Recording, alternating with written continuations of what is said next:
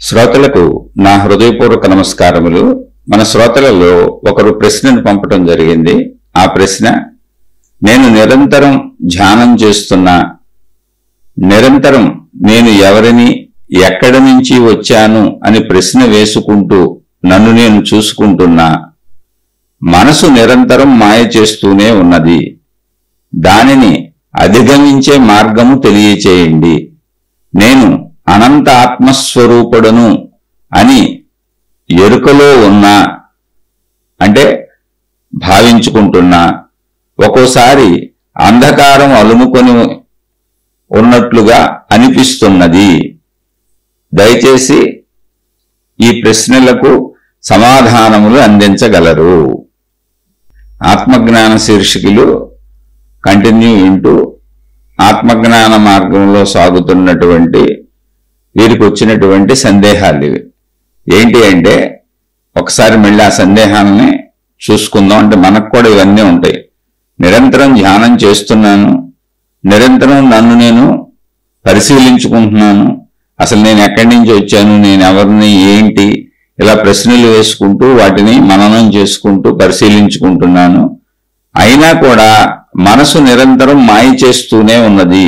అంటే మాయ చేస్తూనే ఉన్నది అంటే వీరి ఉద్దేశం మళ్ళీ భౌతిక ప్రపంచం, విషయాలు, బాధలు, కష్టాలు, శరీర భావాలు, కుటుంబ భావాలు, సమాజ భావాలు, ఇదే మనసు. దీనిని అధిగమించే మార్గము తెలియచేయండి. నేను అనంత ఆత్మస్వరూపుడను అని ఎరుకలో ఉన్నా, అంటే ఎరుకలో ఉండటం అంటే ఏంటి, భావించుకోవటం. అలా ఆ భావంలోకి వెళ్దామని ప్రయత్నించి భావించుకుంటున్నా. ఒక్కోసారి అంధకారం అలుముకున్నట్టుగా ఉంటుంది. అంటే ఆ స్థితి ఏదో అర్థమైనట్టుగా ఉండటం లేదు, పొందినట్టుగా ఉండటం లేదు. మామూలుగా మనసు పరుగులు తీస్తూనే ఉన్నది. ఇప్పుడు ఈ ప్రశ్నకి సమాధానాలు చెప్పండి. ఇది సహజంగా అందరికీ ఇలాగే ఉంటది. నేను అనంత ఆత్మస్వరూపుడను అనేటువంటిది ఒక స్థితి, అది అనుభవం కాదు. అనుభవం అంటే ఏంటంటే, ఇప్పుడు బెల్లం తిన్నాం అనుకోండి, తీయగా ఉంటుంది, అది అనుభవం, తీపి తెలుసు. పులుపు తింటే, ఏ చింతకాయో ఏ ఉసిరికాయో తింటే పుల్లగా ఉంటుంది, అదొక అనుభవం, తెలుసు, అంటే మనకు తెలుసు. అలా కారం, చేదు, వగరు, ఇవన్నీ రుచుల అనుభవాలు తెలుసు. అలాగే దృశ్యాలు అనుభవాలుగా తెలుసు. ఫలానా రంగు, ఫలానా ఇది బాగుంది, ఇలా ఉంది, చెట్టు ఎలా ఉంది, మనిషి ఎలా ఉన్నాడు, దృశ్యాలు తెలుసు. అలాగే శబ్దాలు తెలుసు, అనేక రకాల శబ్దాలు తెలుసు, అనేక రకాల వాసనలు తెలుసు, అనేక రకాల స్పర్శలు తెలుసు. ఇవి అనుభవాలు. అంటే ఇవన్నీ అనుభవాలు. అంటే శరీరం ఈ అనుభవాలను పొందుతూ ఉంటుంది.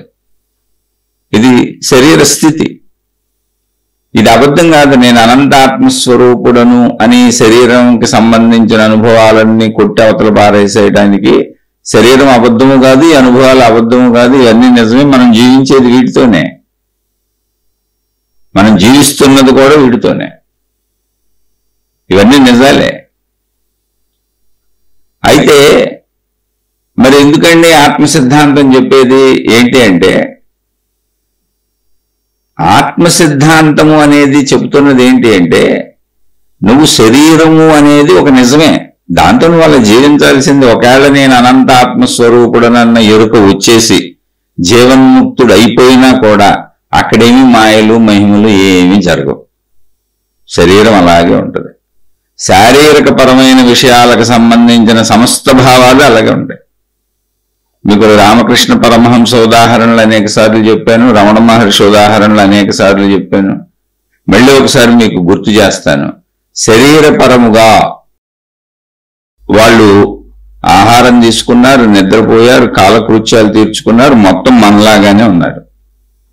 అసలు వాళ్ళు ఆత్మపరంగా ఎలా ఉన్నారనేది మనకు తెలియదు. వాళ్ళ అనుభూతి ఎలా ఉందో కూడా మనకు తెలియదు. మనకు దేహపరంగానే వాళ్ళు తెలుసు. ఆత్మపరంగా వాళ్ళు చెప్పిన మాటలను తీసుకున్నాం అంతే మనం. ఎందుకంటే ఆత్మ అనేది ఏం లేదు అక్కడ. అది దృశ్యము కాదు, అది పదార్థము కాదు, అది శబ్దము కాదు, అది వాసన కాదు, అది రుచి కాదు, అది స్పర్శ కాదు. ఇప్పుడు ఈ ఏదో ఒక రకంగా వీటిల్లో ఉంటే తప్ప మనకు అర్థం కాదు. ఇలా ఏమీ కాకుండా ఉన్నది ఏంటది అంటే ఏమీ లేదు, ఒక ఖాళీ. అది ఒక ఖాళీ, అక్కడ ఏం లేదు, ఖాళీ. అదొక నిశ్శబ్దం, అదొక ప్రశాంతత, అంటే ఏం లేదు అక్కడ. ఏమీ లేని దాన్ని మనకి అంటే మొత్తం ఇంత సృష్టి ఉన్నట్టు కనపడుతుంది కనుక, ఇదంతా జరుగుతుంది కనుక, అంటే ఇది నిజమే కనుక, మరి ఏమీ లేదు అనేటువంటి స్థితిని మనం శూన్యముగా, అంటే అసలు ఏమీ లేనట్టుగా అర్థం చేసుకుంటామని దానికి చక్కటి పేరు పెట్టారు, శక్తి. ఆ శక్తి అంటే, శక్తి అంటే ఏంటి? చైతన్యం, కదలికలు ఉన్నాయి దానిలో, అది శక్తి. అయితే శక్తి ఎలా ఉంటుంది? ఏమీ లేనట్టుగా ఉంటుంది, నిశ్శబ్దంగా ఉంటుంది, మౌనంగా ఉంటుంది, ప్రశాంతంగా ఉంటుంది. శక్తి అది. ఆ శక్తిని నువ్వు ఎలా గ్రహించగలవు అంటే, నువ్వు పదార్థంగా ఉన్నప్పుడు దాన్ని గ్రహించగలవు, శరీరంలో ఉన్నప్పుడు గ్రహించగలవు, ఏదో ఒక పదార్థంగా ఉన్నప్పుడు గ్రహించగలవు, మనిషిగా ఉన్నప్పుడు గ్రహించగలవు, చెట్టుగా ఉన్నప్పుడు గ్రహించగలవు, సృష్టిలో ఏదో ఒక రూపం ధరించినప్పుడు శక్తిని నువ్వు గ్రహించగలవు.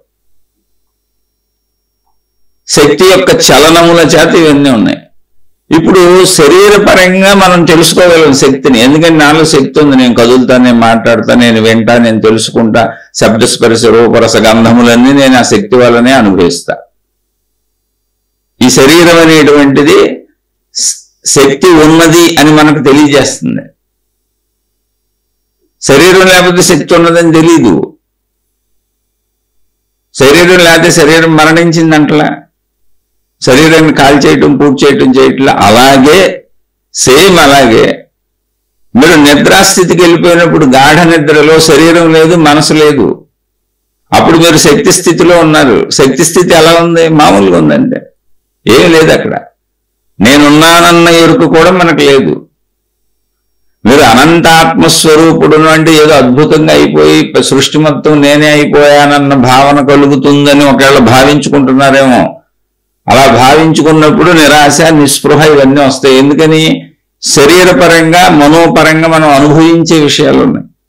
ఏదైనా తిన్నప్పుడు తృప్తి కలుగుతుంది, స్త్రీ పురుష శారీరక సుఖంలో ఒక ఆనందం, ఒక తృప్తి కలుగుతుంది. ఏదైనా దృశ్యం చూసినప్పుడు, ఏదైనా విన్నప్పుడు ఈ శబ్దస్పర్శ రూపరసగంధముల ద్వారా అనుభవాలన్నీ ఒక తృప్తినిస్తూ ఉంటాయి, ఒక సంతృప్తిని కలిగిస్తూ ఉంటాయి, ఏదో పొందినట్టు అనిపిస్తూ ఉంటుంది. ఆ పొందిన భావన తెలుస్తూ ఉంటుంది. ఆకలేస్తుంటే ఆహారం తిన్నాం, ఆకలేస్తుంది, ఆహారం తీసుకున్న తర్వాత కడుపు నిండిపోయి సంతృప్తి కలిగిన భావన కలుగుతుంది. అక్కడ ఒక భావన కలుగుతుంది, నేనేదో పొందాను, ఇంకా చాలు, నాకు సరిపోయిందన్న ఒక భావన కలుగుతుంది. అలాగే స్త్రీ పురుష శారీరక కోరికల కలయిక, ఆకలి అనేది కలిగినప్పుడు, ఆ ఇంట్రెస్ట్ కలిగినప్పుడు, ఆ కోరిక తీర్చుకుంటే ఏదో సంతృప్తి కలుగుద్ది. నేనేదో పొందాను, నాకు ఒక ఆకలి వేసింది, ఆ కోరిక తీరిపోయింది, అమ్మయ్య ఆహా అని ఒక ఆనందం కలుగుద్ది. అలాగే ఏదో ఒక కోరిక, నాకు కావలసిన బట్టలు కొనుక్కోవాలని లోపల నుంచి ఒక కోరిక పుట్టింది, అదిగా అవి ధరించి వేసుకు తిరగాలి నేనని. ఆ బట్టలు కొనుక్కొని ధరించి వేసుకొని చూసుకొని చక్కగా మురిసిపోయి నేను కొత్త బట్టలు వేసుకుంటున్నానంటే ఒక ఆకలి ఏదో తీరినట్టుగా ఉంటుంది, ఏదో పొందినట్టుగా ఉంటుంది, ఒక అనుభూతి దొరికినట్టుగా ఉంటుంది. అందుకని మనిషి విషయాల వెనక పడతా ఉంటాడు. ఎందుకనంటే విషయాలలో నా దగ్గర ఏదో లేదు, అక్కడేదో దొరుకుతున్నది అన్న భావన ఉంటుంది. ఆ భావనలు అనుభవించేది శరీరం. శరీరం అబద్ధమేం కాదు, నిజమే.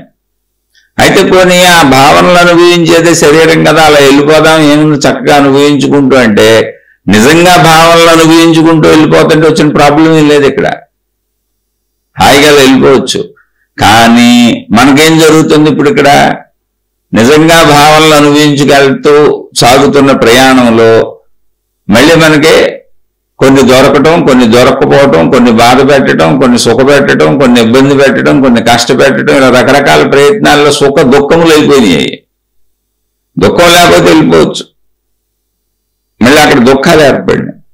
దుఃఖాలు ఎందుకు ఏర్పడినాయి అంటే నిరంతరం ఈ అనుభవాలను కోరుకోవటం వలన, ఏదో పొందిన భావన. ఇక్కడ అనుభవాలు ఏంటనేది చూడబాకండి, అసలు అనుభవం లోపలే ఉందో చూడండి. అనుభవం లోపలే ఉందంటే నా దగ్గర ఏదో లేదు, నాకేదో లోటుగా ఉంది, దాన్ని నేను పొందాను. ఈ పొందినంత కాసేపు తృప్తిగా ఉంది, మళ్ళీ తర్వాత లోటు అనిపిస్తుంది, మళ్ళీ కావాలనిపిస్తుంది, కావాలనిపించినప్పుడు పొందుతున్నాను, పొందుతున్నప్పుడు తృప్తిగా ఉంది. అన్ని విషయాలు ఇలాగే ఉన్నాయి. మళ్ళీ కావాలనిపిస్తుంది, మళ్ళీ పొందుతున్నాను, పొందిన కాసేపు తృప్తిగా ఉంటుంది, మళ్ళీ తర్వాత కావాలనిపిస్తుంది. అది విషయాన్ని బట్టి. ఎంతసేపు తృప్తిగా ఉంటుంది, ఎప్పటికి కావాలనిపిస్తుంది అనేది విషయాన్ని బట్టి ఉంది. అంటే నిరంతరం కావాలనిపించటం, పొందటం కోసం ప్రయత్నించటం, పొందటం, అనుభవించటం, అనుభవించినప్పుడు తృప్తి కలగటం, మళ్ళీ కావాలనిపించటం, పొంది ప్రయత్నించి పొందలేకపోతే దుఃఖం కలగటం, అనుభవానికి అందకపోతే దుఃఖం కలగటం, అనుభవం సరిగ్గా లేకపోయినా దుఃఖం కలగటం. ఇప్పుడు మళ్ళీ అక్కడ ఇబ్బంది కలుగుతుంది. ఇది శరీరంతో వచ్చింది. ఇలాగే ఉంటుంది. శరీరం ఉన్నన్నాళ్ళు ఇలాగే ఉంటుంది. కొన్ని దుఃఖం లేకుండా వెళ్ళిపోతుంటే అసలు ఆత్మజ్ఞానంతో పని లేదు, తెలుసుకోక్కర్లేదు, ఆధ్యాత్మిక చదువుతో పని లేదు, వెళ్ళిపోవచ్చు. ఇక్కడ తెలుసుకోవలసిన విషయం ఏంటంటే శరీరపరంగా పొందటానికి అలవాటు పడిపోయి ఉన్నాం మనం అన్నీ. ఎందుకని శరీర సహజ స్పందన ఆకలే. ఇప్పుడు చూడండి, ఊపిరి పీల్చుకుంటున్నాం, మనకు తెలుస్తుంది గాలి లోపలికి వెళ్ళిందని. వెళ్ళినప్పుడు ఒక తృప్తిగా ఉంది. మళ్ళీ గాలి వదిలేసాం, వదిలేసి కాసేపు అలా ఉండిపోండి, పీల్చకుండా ఉండిపోండి, అసంతృప్తిగా ఉంటుంది, ఆదుర్దాగా ఉంటుంది, ఏదో సరిపోనట్టు ఉంటుంది, ఏదో కావాలన్నట్టు ఉంటుంది. ఇంకా ఆపుతున్న కొద్దిగా ఆతృత పెరిగిపోతూ ఉంటుంది. లేదు లేదు, కావాలి కావాలి, నేను ఉండలేను, ఇప్పుడు అది నాకు కావాలనిపిస్తూ ఉంటుంది. అప్పుడు మళ్ళీ నిండుగా గాలి పీల్చుకోండి, ఏదో పొందినట్టు అనిపిస్తుంది.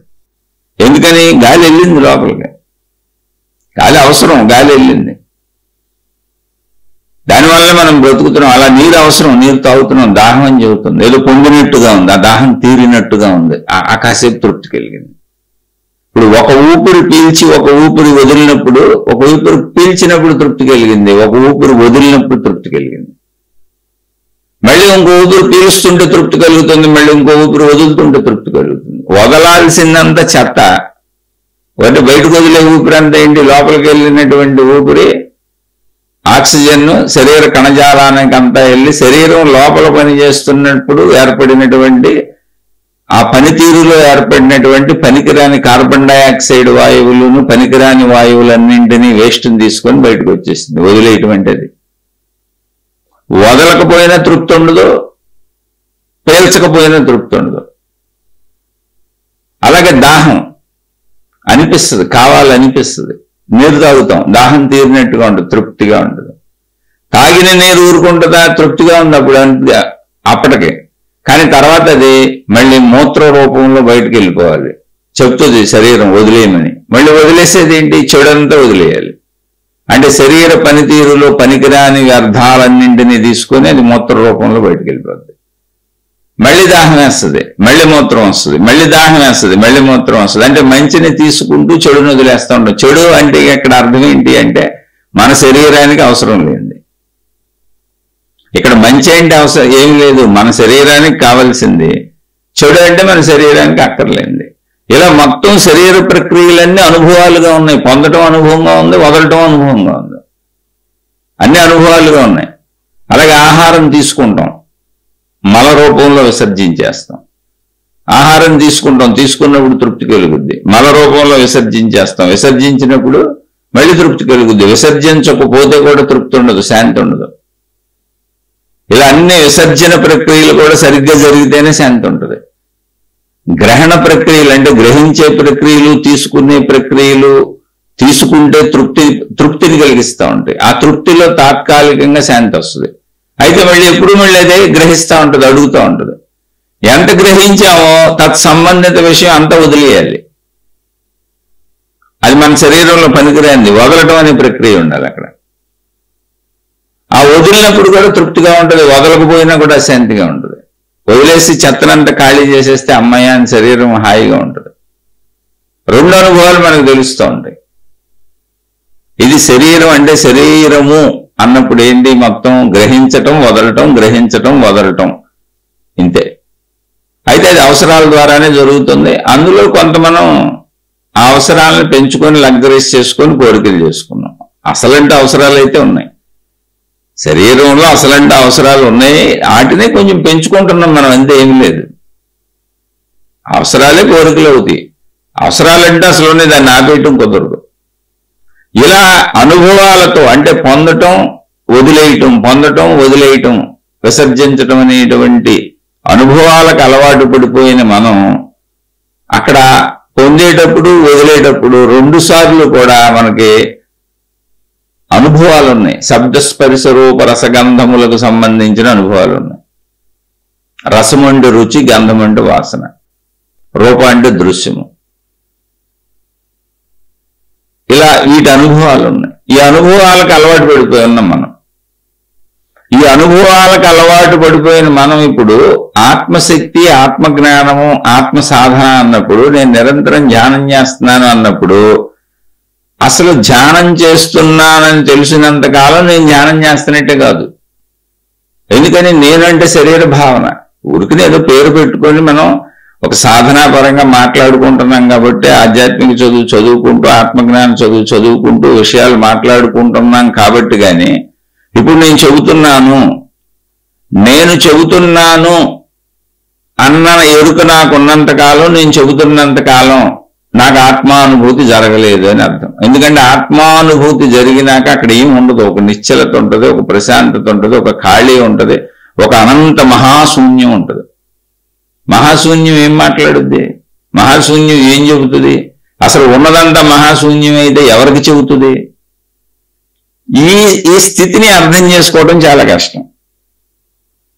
ఈ స్థితి ఆల్రెడీ ఇప్పుడు కూడా ఉంది మనలో, కానీ అర్థం చేసుకోవటం కష్టం. మనం గాఢ నిద్రలో అక్కడే ఉంటాం. గాఢ నిద్రలో ఇదే స్థితిలో ఉన్నప్పుడు, గాఢ నిద్ర స్థితిలో మీ మనసు నిద్రపోయిందండి. ఏం జరగలే అక్కడ. శరీరం నిద్రపోయింది, మనసు నిద్రపోయింది అంతే. ప్రాణశక్తి అలా ఉందని శరీరం బతుకుంది. చాలా సింపుల్ గా దాన్ని పరిశీలించండి. ఇప్పుడు గాఢ నిద్ర స్థితిలో మీరు ఎవరికేం చెబుతారు? ఉపన్యాసాలు చెబుతారా? నేను జీవన్ముక్తుడిని పొందాను, ఇది ఆత్మస్థితి అని ఎలా చెబుతాం? అసలు ఎలా చెప్పగలని చెప్పండి. చెప్పాలంటే శరీర భావనలోకి రావాలి. శరీరమే చెప్పగలదు. శరీరంలో చూడటానికి నోరు ఉంది, స్వరపేటుకుంది, వాక్కు ఉంది, వినటానికి చెవులు ఉన్నాయి, గ్రహించడానికి మళ్ళీ ఆ చెవుల ద్వారా వచ్చిన దాన్ని గ్రహించేటువంటి ప్రాసెస్ ఉంది లోపల, దాన్ని అర్థం చేసుకునే ప్రాసెస్ ఉంది. అది శరీరంతోనే ఉంది. ఇప్పుడు నేను అనంతాత్మస్వరూపుడును అన్న భావనలో ఎలా ఉంటుందంటే నిద్రాస్థితిలాగా ఉంటుంది. మీరేం చెప్పలేరు. అంత శూన్యమైపోయినట్టుగా ఉంది, అంత అంధకారం అలుముకున్నట్టుగా ఉందంటే అనుభవాలకు అలవాటైపోయి, శరీర అనుభవాలకు అలవాటైపోయి, మనోకల్పనలకి సృజనాత్మకతలకి అలవాటైపోయి, ఇప్పుడు చూడండి మనం ఆధ్యాత్మికత అనగానే కొన్ని పుస్తకాలు చదవటం, ప్రవచనాలు వినటం, లేదా ప్రార్థనాలయాలకు వెళ్ళటం, ఏ గురువులను అనుసరించడం, ఏ మత సాధనలు చేయటము, ధ్యానాలు తపస్సులు చేయటము, ఏదో ఒక ప్రక్రియలు చేయటం. ఈ చెయ్యటం అనేదంతా చేసేది ఎవరండి? శరీరం, మనసు. అసలు చెయ్యటము, వినటం, చెప్పటం, క్రియ జరుగుతుందంటేనే శరీరం, మనసే చేసేది. క్రియ లేదు దానికి, అది నిష్క్రియాత్మకమైనది. అది గాఢ నిద్రలో ఏ క్రియ ఉంది చెప్పండి? శరీరం నిద్రపోయింది, మనసు నిద్రపోయింది. గాఢ నిద్ర అని ఎందుకు చెబుతున్నానంటే మనందరికీ బాగా తెలిసిందని. ఇంకా బోల్డ్ ఉపమానాలు చెప్పొచ్చు, కానీ అవి మీకు తెలియాలిగా, అర్థమయ్యి ఉండాలి. అందుకని నేను అనంతాత్మస్వరూపుడును అన్న చోట ఏదో తెలుస్తుందని అనుకోబాకండి. మీరు 1000 సార్లు అనుకున్నా నేను అనంతాత్మస్వరూపుడు అని అక్కడ తెలియటానికి ఏమి ఉండదు, ఒక భావన ఉండదు. ఇప్పుడు నాకు ఒక భార్య ఉన్నది, నేను పలానా ఆఫీసర్నే, నాది పలానా ఉద్యోగం అన్నప్పుడు తెలిసేది ఉంది అక్కడ. నాకు భార్య ఉన్నది, పలానా ఆవిడ నా భార్య అన్నప్పుడు నా భార్య చాలా అందగత్తే, నా భార్య పొడుగ్గా ఉండును, పొట్టిగా ఉండును, ఎర్రగా ఉండును, తెల్లగా ఉండును, నల్లగా ఉండును, అందముగా ఉండును, నన్ను ప్రేమించును, నాకు సర్వము సమకూర్చును అని నా భార్యతో గడిపినప్పుడు నాకు కలిగినటువంటి శబ్దస్పర్శ రూప రసగంధముల అనుభవాలు ఏమున్నాయో అన్ని స్మరణకు వస్తాయి. అక్కడ ఉంది పదార్థం, ఉంది, మనిషి ఉంది. ఆ మనిషికి సంబంధించినటువంటి పంచేంద్రియముల అనుభూతులు ఉన్నాయి జ్ఞాపకాలుగా. అందుకని అదేదో పొందినట్టు ఉంటుంది. ఇప్పుడు నా భార్య స్మరణకు రాగానే, నా వస్తువు స్మరణకు రాగానే, నా వాళ్ళు స్మరణకు రాగానే నేనేదో పొందినట్టు అనిపిస్తుంది నాకు. ఎందుకని ఆల్రెడీ పొందినవన్నీ గుర్తొస్తుంటాయి కాబట్టి. కానీ నేను అనంత ఆత్మను అనుకున్నప్పుడు అక్కడ ఏముంది? గాఢ నిద్రా స్థితిలో ఏముంది అదే ఉంది. ఏం గుర్తొస్తుంది మీకు? గుర్తు రావడానికి, పొందినట్టు ఉండడానికి ఏం ఉండదు అక్కడ. అందుకని ఆ స్థితిని ఎవరూ కూడా దాన్ని కరెక్ట్గా పట్టుకోలేరు. అదేదో అంధకారం అలుముపోయినట్టే ఉంటుంది. నేను అసలు ఏదో కోల్పోయినట్టు ఉంటుంది, సర్వం కోల్పోయినట్టు ఉంటుంది స్టార్టింగ్లో, దాని గురించి తెలియని వాళ్ళకి. ఎందుకని? మీరు అసలు ఏమీ చేయకుండా మేలకుండా మౌనం పెట్టుకొని ఉండండి 4 రోజులు. అసలు ఏం చేయొద్దు, వేళకు భోజనం చేయండి, శరీరానికి అవసరమైన భోజనం చేయండి, శరీరం నిలుపుకోండి, కాలకృత్యాలు తీర్చుకోండి. ఇంక మనుషులతో మాట్లాడొద్దు, బయటకు వెళ్ళొద్దు, తిరగొద్దు, ఓ రూమ్లో అలా కూర్చొని 4 రోజులు ఉండి ముందు ఆ స్థితిని అనుభవించండి. ఆ స్థితిని ఏమంటారు తెలుసా? ఒంటరితనము. ఒంటరితనము అంటే నేను అన్నిటితో కలిసిపోతా ఉంటాగా, మనుషులతో కలుస్తా, ప్రదేశాలతో కలుస్తా, విషయాలతో కలుస్తా, వస్తువులతో కలుస్తా, సెల్ ఫోన్లు చూసుకుంటా, టీవీ చూసుకుంటా. మనం అసలు ఖాళీగా ఉంటాం మెలుపులో చూడండి ఎప్పుడన్నా. లేదు నేను ఉత్తముడిని, నేను మంచి మార్గంలో ఉన్నానంటే ఆధ్యాత్మిక గ్రంథాలు చదువుతా, ఉపన్యాసాలు వింటా, ప్రార్థనాలయాల చుట్టూ తిరుగుతా, గురువుల చుట్టూ తిరుగుతా, ఏదో సాధనలు చేసుకుంటా, నేను ఏదో చేస్తున్నానన్న భావన కావాలి. ఒక సెల్ ఫోన్ చూసుకుంటున్న వాడికి, ఒక టీవీ చూసుకుంటున్న వాడికి, ఓ వార్తలు సేకరించి పేపర్ చదువుకుంటున్న వాడికి, ఓ రోడ్డు మీద తిరిగి అనేక రకములైనటువంటి విషయాసక్తులతో ప్రపంచంలో సాగుతున్న వాడికి నేనేదో చేస్తున్నాను, నేనేదో పొందుతున్నాను, నేనేదో అనుభవిస్తున్నాను, నేను ఇలా జీవిస్తున్నాను అని ఎలా అనిపిస్తుందో, ఆధ్యాత్మిక మార్గ, దైవీ మార్గ, భక్తి మార్గ సాధనలు చేసేవాళ్ళు అందరూ కూడా అలాగే అనుకుంటున్నారు. తేడా ఏం లేదు అక్కడ. ఇవి కూడా మనం కల్పించుకున్నవే, అదేం పెద్ద గొప్ప అనుకోబాకండి, అవి కల్పించుకున్నవే. అన్ని కల్పించుకున్నవి కాబట్టి అనేక వందల వేల మతాలు ఉన్నాయి, కోటాను కోట్ల మంది దేవుళ్ళు ఉన్నారు, వేల లక్షల మార్గాలు ఉన్నాయి, ఎవరికి తోచిన పద్ధతిలో అది చేసుకుంటున్నారు. ఏదో క్రియ.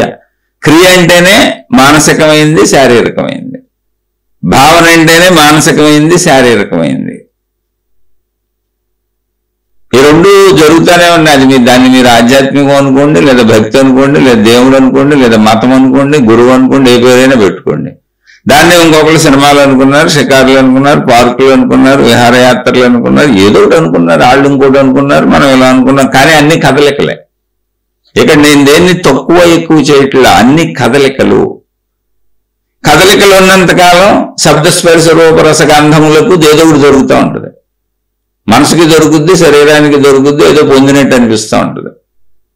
సుఖమో తక్కువ మొత్తానికి పొందినట్టు అనిపిస్తూ ఉంటుంది. కానీ అనంత ఆత్మజ్ఞానము అన్నప్పుడు శరీర పరిమితిలో ఉన్న మనిషికి ఆ విషయం చెప్పబడుతుంది, నువ్వు ఆత్మస్వరూపుడివి అని చెప్పబడుతుంది తప్ప ఆత్మస్వరూపానికి స్వరూపం లేదు. అది తెలుసుకోవాల్సిందే.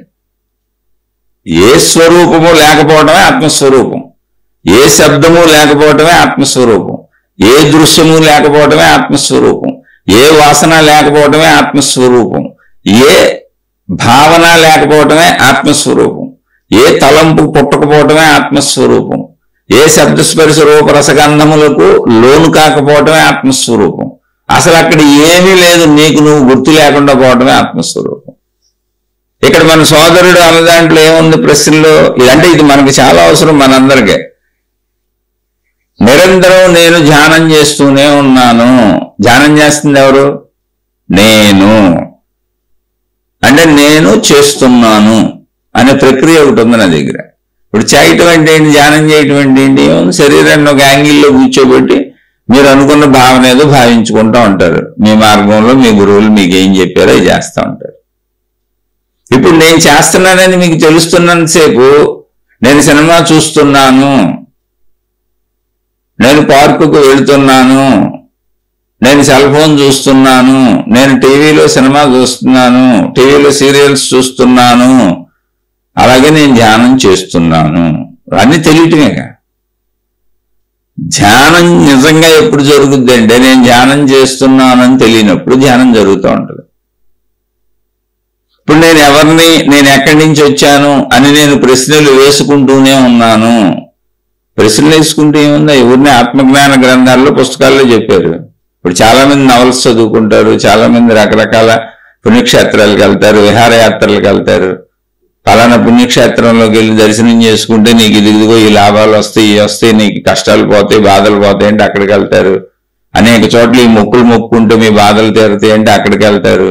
కొంతమంది అసలు ఏమి అక్కర్లేదు, విహారయాత్రలు తిరిగొద్దాం, ఆనందపడదాం అని చెప్పి అలా వెళ్తారు. అలా ఊరుకునే నేను ఎక్కడి నుంచి వచ్చాను, నేను ఎవరిని అని ప్రశ్నించుకుంటున్నాను. ఆల్రెడీ ఆత్మజ్ఞాన గ్రంథాలు అలా ప్రశ్నించుకోని చెప్పారు. వాళ్ళు నవలు చదివారు, మనం ఇచ్చేది అంతే. అంటే తప్పు రైట కాదు, అక్కడ ఉన్నది కదలికే. నేను ఇక్కడ నేను ఎందుకు చెబుతున్నాను ఏంటంటే, నేను విహారయాత్రకు వెళుతున్నాను, నేను ప్రార్థనాలయానికి వెళుతున్నాను, నేను ఇప్పుడు అర్చిస్తున్నాను, పూజిస్తున్నాను, ధ్యానిస్తున్నాను, నేను సత్కార్యములు చేస్తున్నాను, నేను దైవీ సాధనలు చేస్తున్నాను, నేను ఆధ్యాత్మిక సాధనలు చేస్తున్నాను, అలాగే నేను ఎవరిని, నేను ఎక్కడి నుంచి వచ్చాను, మొత్తానికి నేనే ఉన్నాను అక్కడ. ఇవన్నీ ఊరికనే చెప్పబడతానే నువ్వు ప్రశ్నించుకోవడానికి అనువుగా శరీరపరమైన భావనలో నేను నేను అనుకుంటున్న మనిషి కోసం అనంతాత్మతత్వాన్ని కిందకు దింపి చెప్పబడుతున్న విషయాలు మాత్రమే. కానీ నేను ధ్యానం చేస్తున్నాను, నేను ప్రశ్నించుకుంటున్నాను, నేను తెలుసుకుంటున్నాను, నేను చదువుకుంటున్నాను, నేను గురువును అనుసరిస్తున్నాను, నేను ఆధ్యాత్మికతలో సాగుతున్నాను, నేను పుస్తకాలు చదువుతున్నాను, కోటాను కోట్ల గ్రంథాలు చదివేశాను, నిరంతర ఉపన్యాసాలు వింటున్నాను అన్నప్పుడు నేను తెలుస్తూనే ఉన్నాను కదా. నాకు ఆ నేను తెలుస్తూనే ఉండటం ఏంటి? నేను సినిమాకి వెళ్తున్నాను, నాకు తెలుస్తూనే ఉన్నాను, నేను ఫ్రెండ్స్తో జరుగుతున్నాను, నాకు తెలుస్తూనే ఉన్నాను, నా కోరికలు తీర్చుకుంటున్నాను, తెలుస్తూనే ఉన్నాను. నేనేగా చేసేది అవన్నీ, ఇక్కడ కూడా నేనే చేస్తున్నాను. ఏంటి తేడా ఇప్పుడు రెండిటికి? ఆ నేను అంతమైపోవడం ఆధ్యాత్మికం, ఆత్మజ్ఞానం. అది ధ్యానం చేస్తున్నాను అని తెలిసినంతకాలం ధ్యానం జరగట్లా. నేను ఎవరిని అని నేను ప్రశ్నించుకుంటున్నాను అన్నంతకాలం నేను ప్రశ్నించుకోవట్లా. అది నాకు తెలుస్తుంది, నేనేగా ప్రశ్నించుకుంటుంది. నేను ఎక్కడి నుంచి వచ్చానని నేను ప్రశ్నించుకుంటున్నంతకాలం, ఆ నేనున్నంతకాలం నేను ప్రశ్నించుకోవట్లా. ఇవన్నీ ఒక అన్వేషణ మార్గంగా ఈ మార్గంలో వెళ్ళి దాన్ని పొందు అనడానికి చెప్పబడిన మార్గాలు ఇవంతే.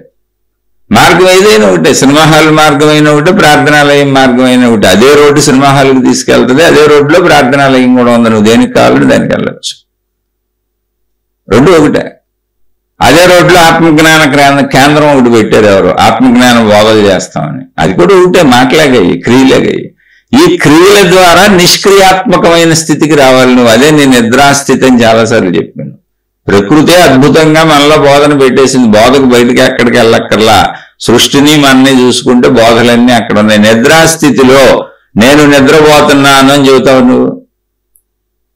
మెలకు వచ్చినాక చెబుతావు నేను నిద్రపోయాను అని. ఇప్పుడు దాకా నేను నిద్రపోయాను ఎప్పుడు చెబుతాం? మెలకు వచ్చినాక చెబుతాం. చెబుతుంది ఎవరు? శరీరం. నేను నిద్రపోయానన్న అనుభవాన్ని పొందింది ఎవరు? మనసు. ఊహాత్మకంగా చెబుతుంది నేను నిద్రపోయాను, ఎందుకంటే ఇప్పుడు దాకా నేను గంతులేదు కాబట్టి. నేను నిద్రపోయాను అని మనసు లోపల భావించుకుని ఆలోచన కల్పిస్తే ఆ ఆలోచనని శరీరం గొంతు ద్వారా, స్వరపేటిక ద్వారా పలుకుతుంది నేను నిద్రపోయాను అని. దానికి ఎలా తెలుసు అంటే, ఈ రెండు నిద్రపోయినట్టు ఎలా తెలుసు అంటే, గంతులేదు కాబట్టి. మేము పని చేయలేదు కాబట్టి, మనసు పని చేయలేదు, శరీరం పని చేయలేదు, మేము పని చేయలేదు కాబట్టి నిద్రపోయానని చెబుతున్నాం. కానీ మీరు నిద్రలో నేను నిద్రపోయానని చెబుతారా? నిద్రలో అసలు మీకేమైనా తెలుసా? అలాగే అనంత ఆత్మస్వరూపుడును అన్న ఎరుక అనంతాత్మలో ఉండదు. అదే నిద్రాస్థితి, అది ఆత్మస్థితే. నేను అనంతాత్మస్వరూపుడని నాకు తెలియదు అసలు. ఒకవేళ నేను అనంతాత్మస్వరూపుడను అని నేను చెప్పాలి అంటే, నేను నిద్రాస్థితి నుంచి మెలకువలోకి వచ్చినప్పుడు నేను నిద్రపోయాను అని ఎలా చెబుతున్నాను అలాగే చెప్పాలి, ఇంకోలా చెప్పడం కుదరదు. ఇప్పుడు నేను నిద్రాస్థితి నుంచి మెలకువలోకి వచ్చినాక నేను ఇప్పుడు దాకా నిద్రపోయానని చెబుతున్నాను. నిద్రపోక ముందు ఒకవేళ నిద్రపోదాం అనుకుంటున్నాం అనుకోండి, అప్పుడు చెబుతాం నేను నిద్రపోదాం అనుకుంటున్నాను, నిద్రకి వెళ్తున్నాను అని. అది మెలకువలోనే చెబుతాం.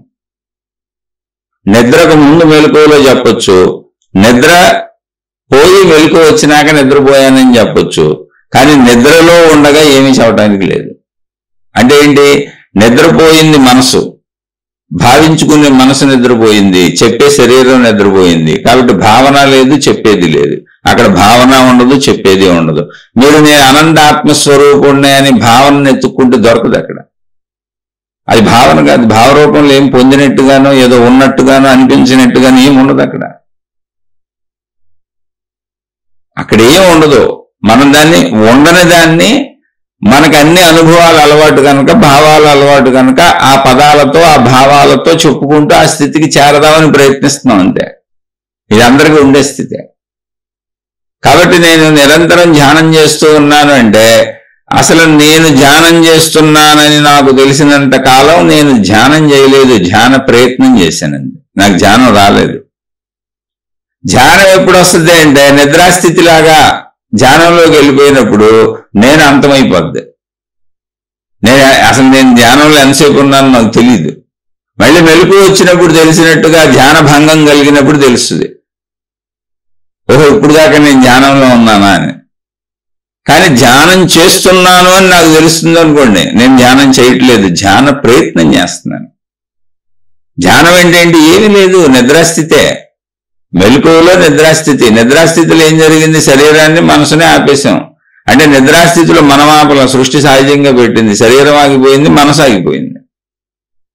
శరీరం మనసు ఆగిపోయినప్పుడు దాన్ని నిద్రాస్థితి అన్నాం. అక్కడేముంది ఇప్పుడు? నిద్రాస్థితిలో ప్రాణశక్తి ఉంది. శరీరం నిద్రపోయింది, మనసు నిద్రపోయింది. ధ్యానము తపస్సు అంటే ఏంటి? శరీరం ఆగిపోవాలి, మనసు ఆగిపోవాలి. కాబట్టి నేను ధ్యానం చేస్తున్నానని తెలిసినంతసేపు మనసు ఉంది, శరీరం ఉంది, పని చేస్తానే ఉంది, నాకు తెలుస్తానే ఉంది. నేను కూర్చున్నాను, ఇలా కూర్చున్నాను, కాలు నొప్పి పుడుతుంది, నడుము నొప్పి పుడుతుంది, ఏగ వాలింది, దోమ వాలింది, ఫ్యాన్ తగులుతుంది, అన్ని తెలుస్తానే ఉంది. శరీరం ఉంది, మనసు ఉంది. అది ధ్యానం చేయడం కాదు, ధ్యాన ప్రయత్నం చేస్తున్నాను.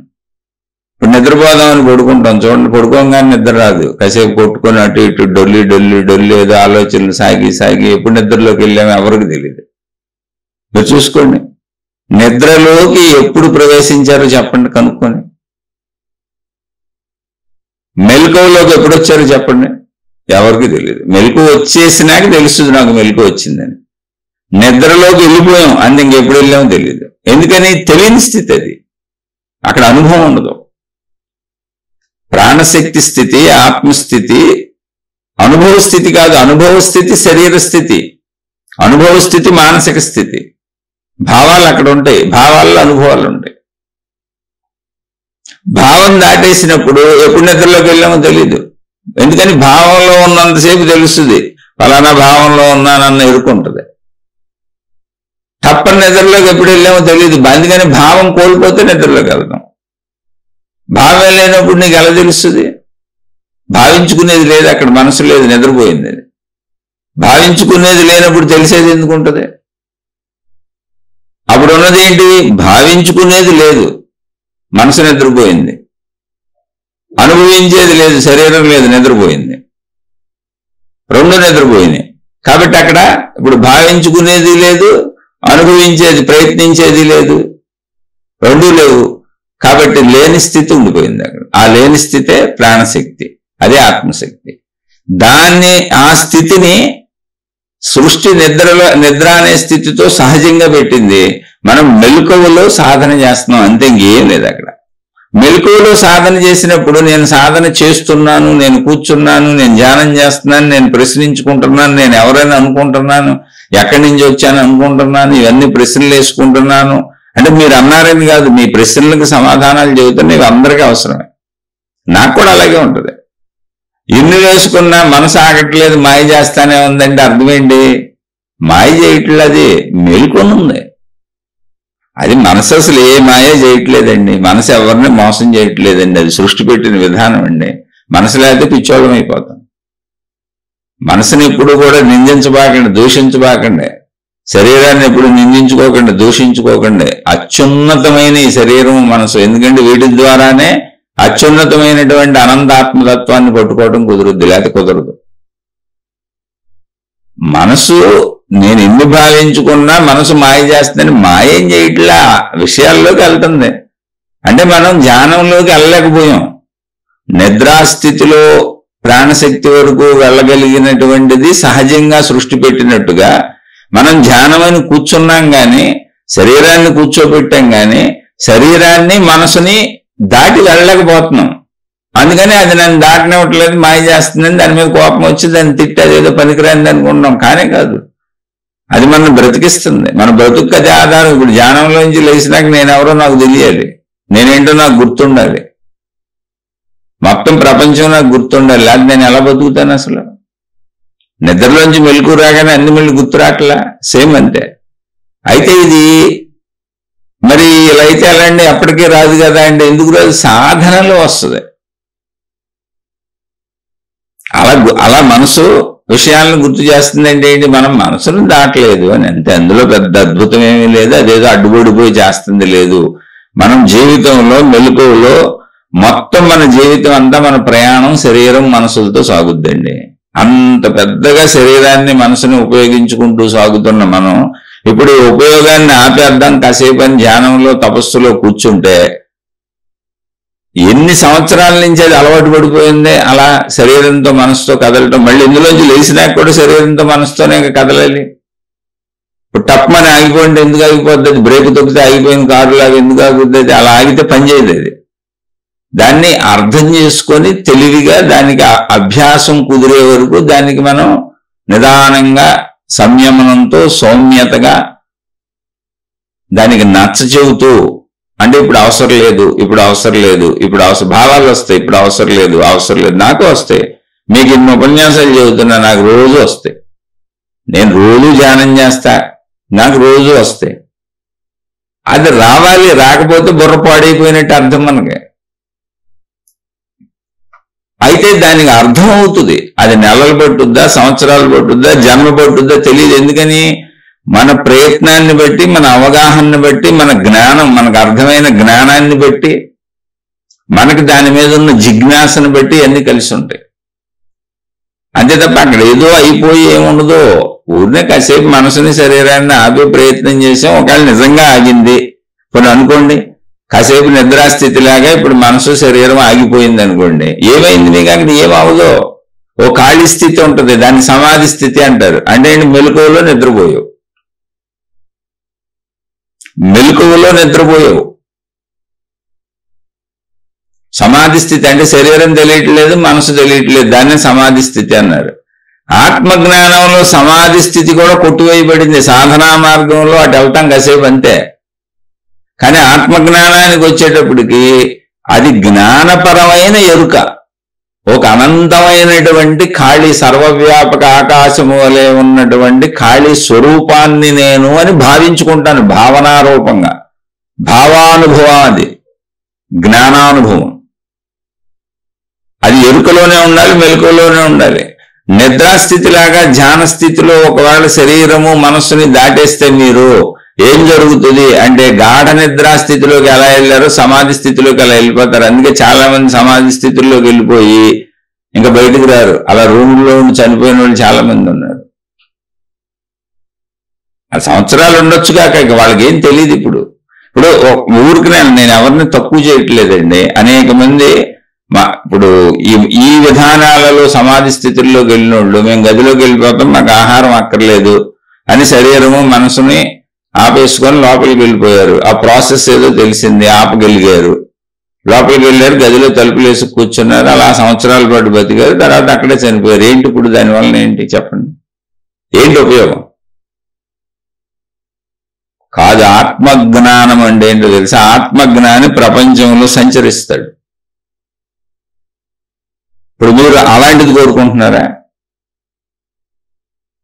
దాటాం, శరీరాన్ని దాటాం, మనసుని దాటాం. మనకి ఇప్పుడు అనంత ఆత్మస్థితిలో ఉండడం అలవాటైంది. అలవాటు అంటే ఏంటి? సమాధి స్థితి. అదొక మొత్తుగా హాయిగా ఉంటుంది, గాఢ నిద్రా స్థితిలో ఉన్నట్టుగా మొత్తుగా హాయిగా ఉంటుంది. ఎందుకని?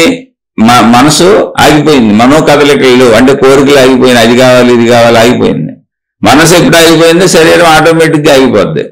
శరీరం ఉన్నా పోయినా ఏమీ లేదనిపించింది. అందుకని ఇంకా నేను బయటకు రాను, నాకు ఆహారం అక్కర్లేదు, నాకేమీ అక్కర్లేదు, తలుపులు గళ్ళేసేయండి, లోపల ఉంటాను, అజీవ సమాధి సజీవ సమాధి అన్నాం. ఓకే, ఏంటి ఇప్పుడు ఉపయోగం? మామూలుగా చనిపోయినోడు అదే జరిగింది, అన్ని అనుభవించాడు, తిరిగాడు, ప్రపంచం అంతా తిరిగాడు, చావు వచ్చింది, చనిపోయాడు. నేను ఈ సజీవ సమాధి చెందిన యోగుల్ని ఎవరిని తక్కువ చేయట్లా, కానీ మీరు విషయాన్ని అర్థం చేసుకోండి అని చెబుతున్నా. దానివల్ల ఏంటి ఉపయోగం? ఇప్పుడు అలా బలవంతంగా ఉండొచ్చుగా, మనం శరీరం కదపకుండా మనసును కదపకుండా, అది కదులుతుంది కానీ మనం చేయకుండా బలవంతంగా ఉండొచ్చుగా. ఏమవుద్ది బలవంతంగా ఉంటే? ఇప్పుడు కుదరకుండా కోరికలు తీరిన వాళ్ళందరూ బలవంతంగా ఉంటున్నోళ్ళు కదా, ఒకసారి ఆలోచించండి. దాన్నే దుఃఖం అన్నాం. కోరికలు తీరలేదు, దుఃఖపడకుండా ఉన్నావు అనుకో నువ్వు, అప్పుడు యోగిగా నువ్వు. అది కాదు అసలు ఆత్మజ్ఞానం అంటే. ఆత్మజ్ఞానాన్ని సరిగ్గా అర్థం చేసుకోండి. జ్ఞానం అది. జ్ఞానం అంటే ఏంటి? చైతన్యం, కదలిక ఉంటుంది. అది గాఢ నిద్రా స్థితిలో లాగా సమాధి స్థితిలో లాగా ఉండదు.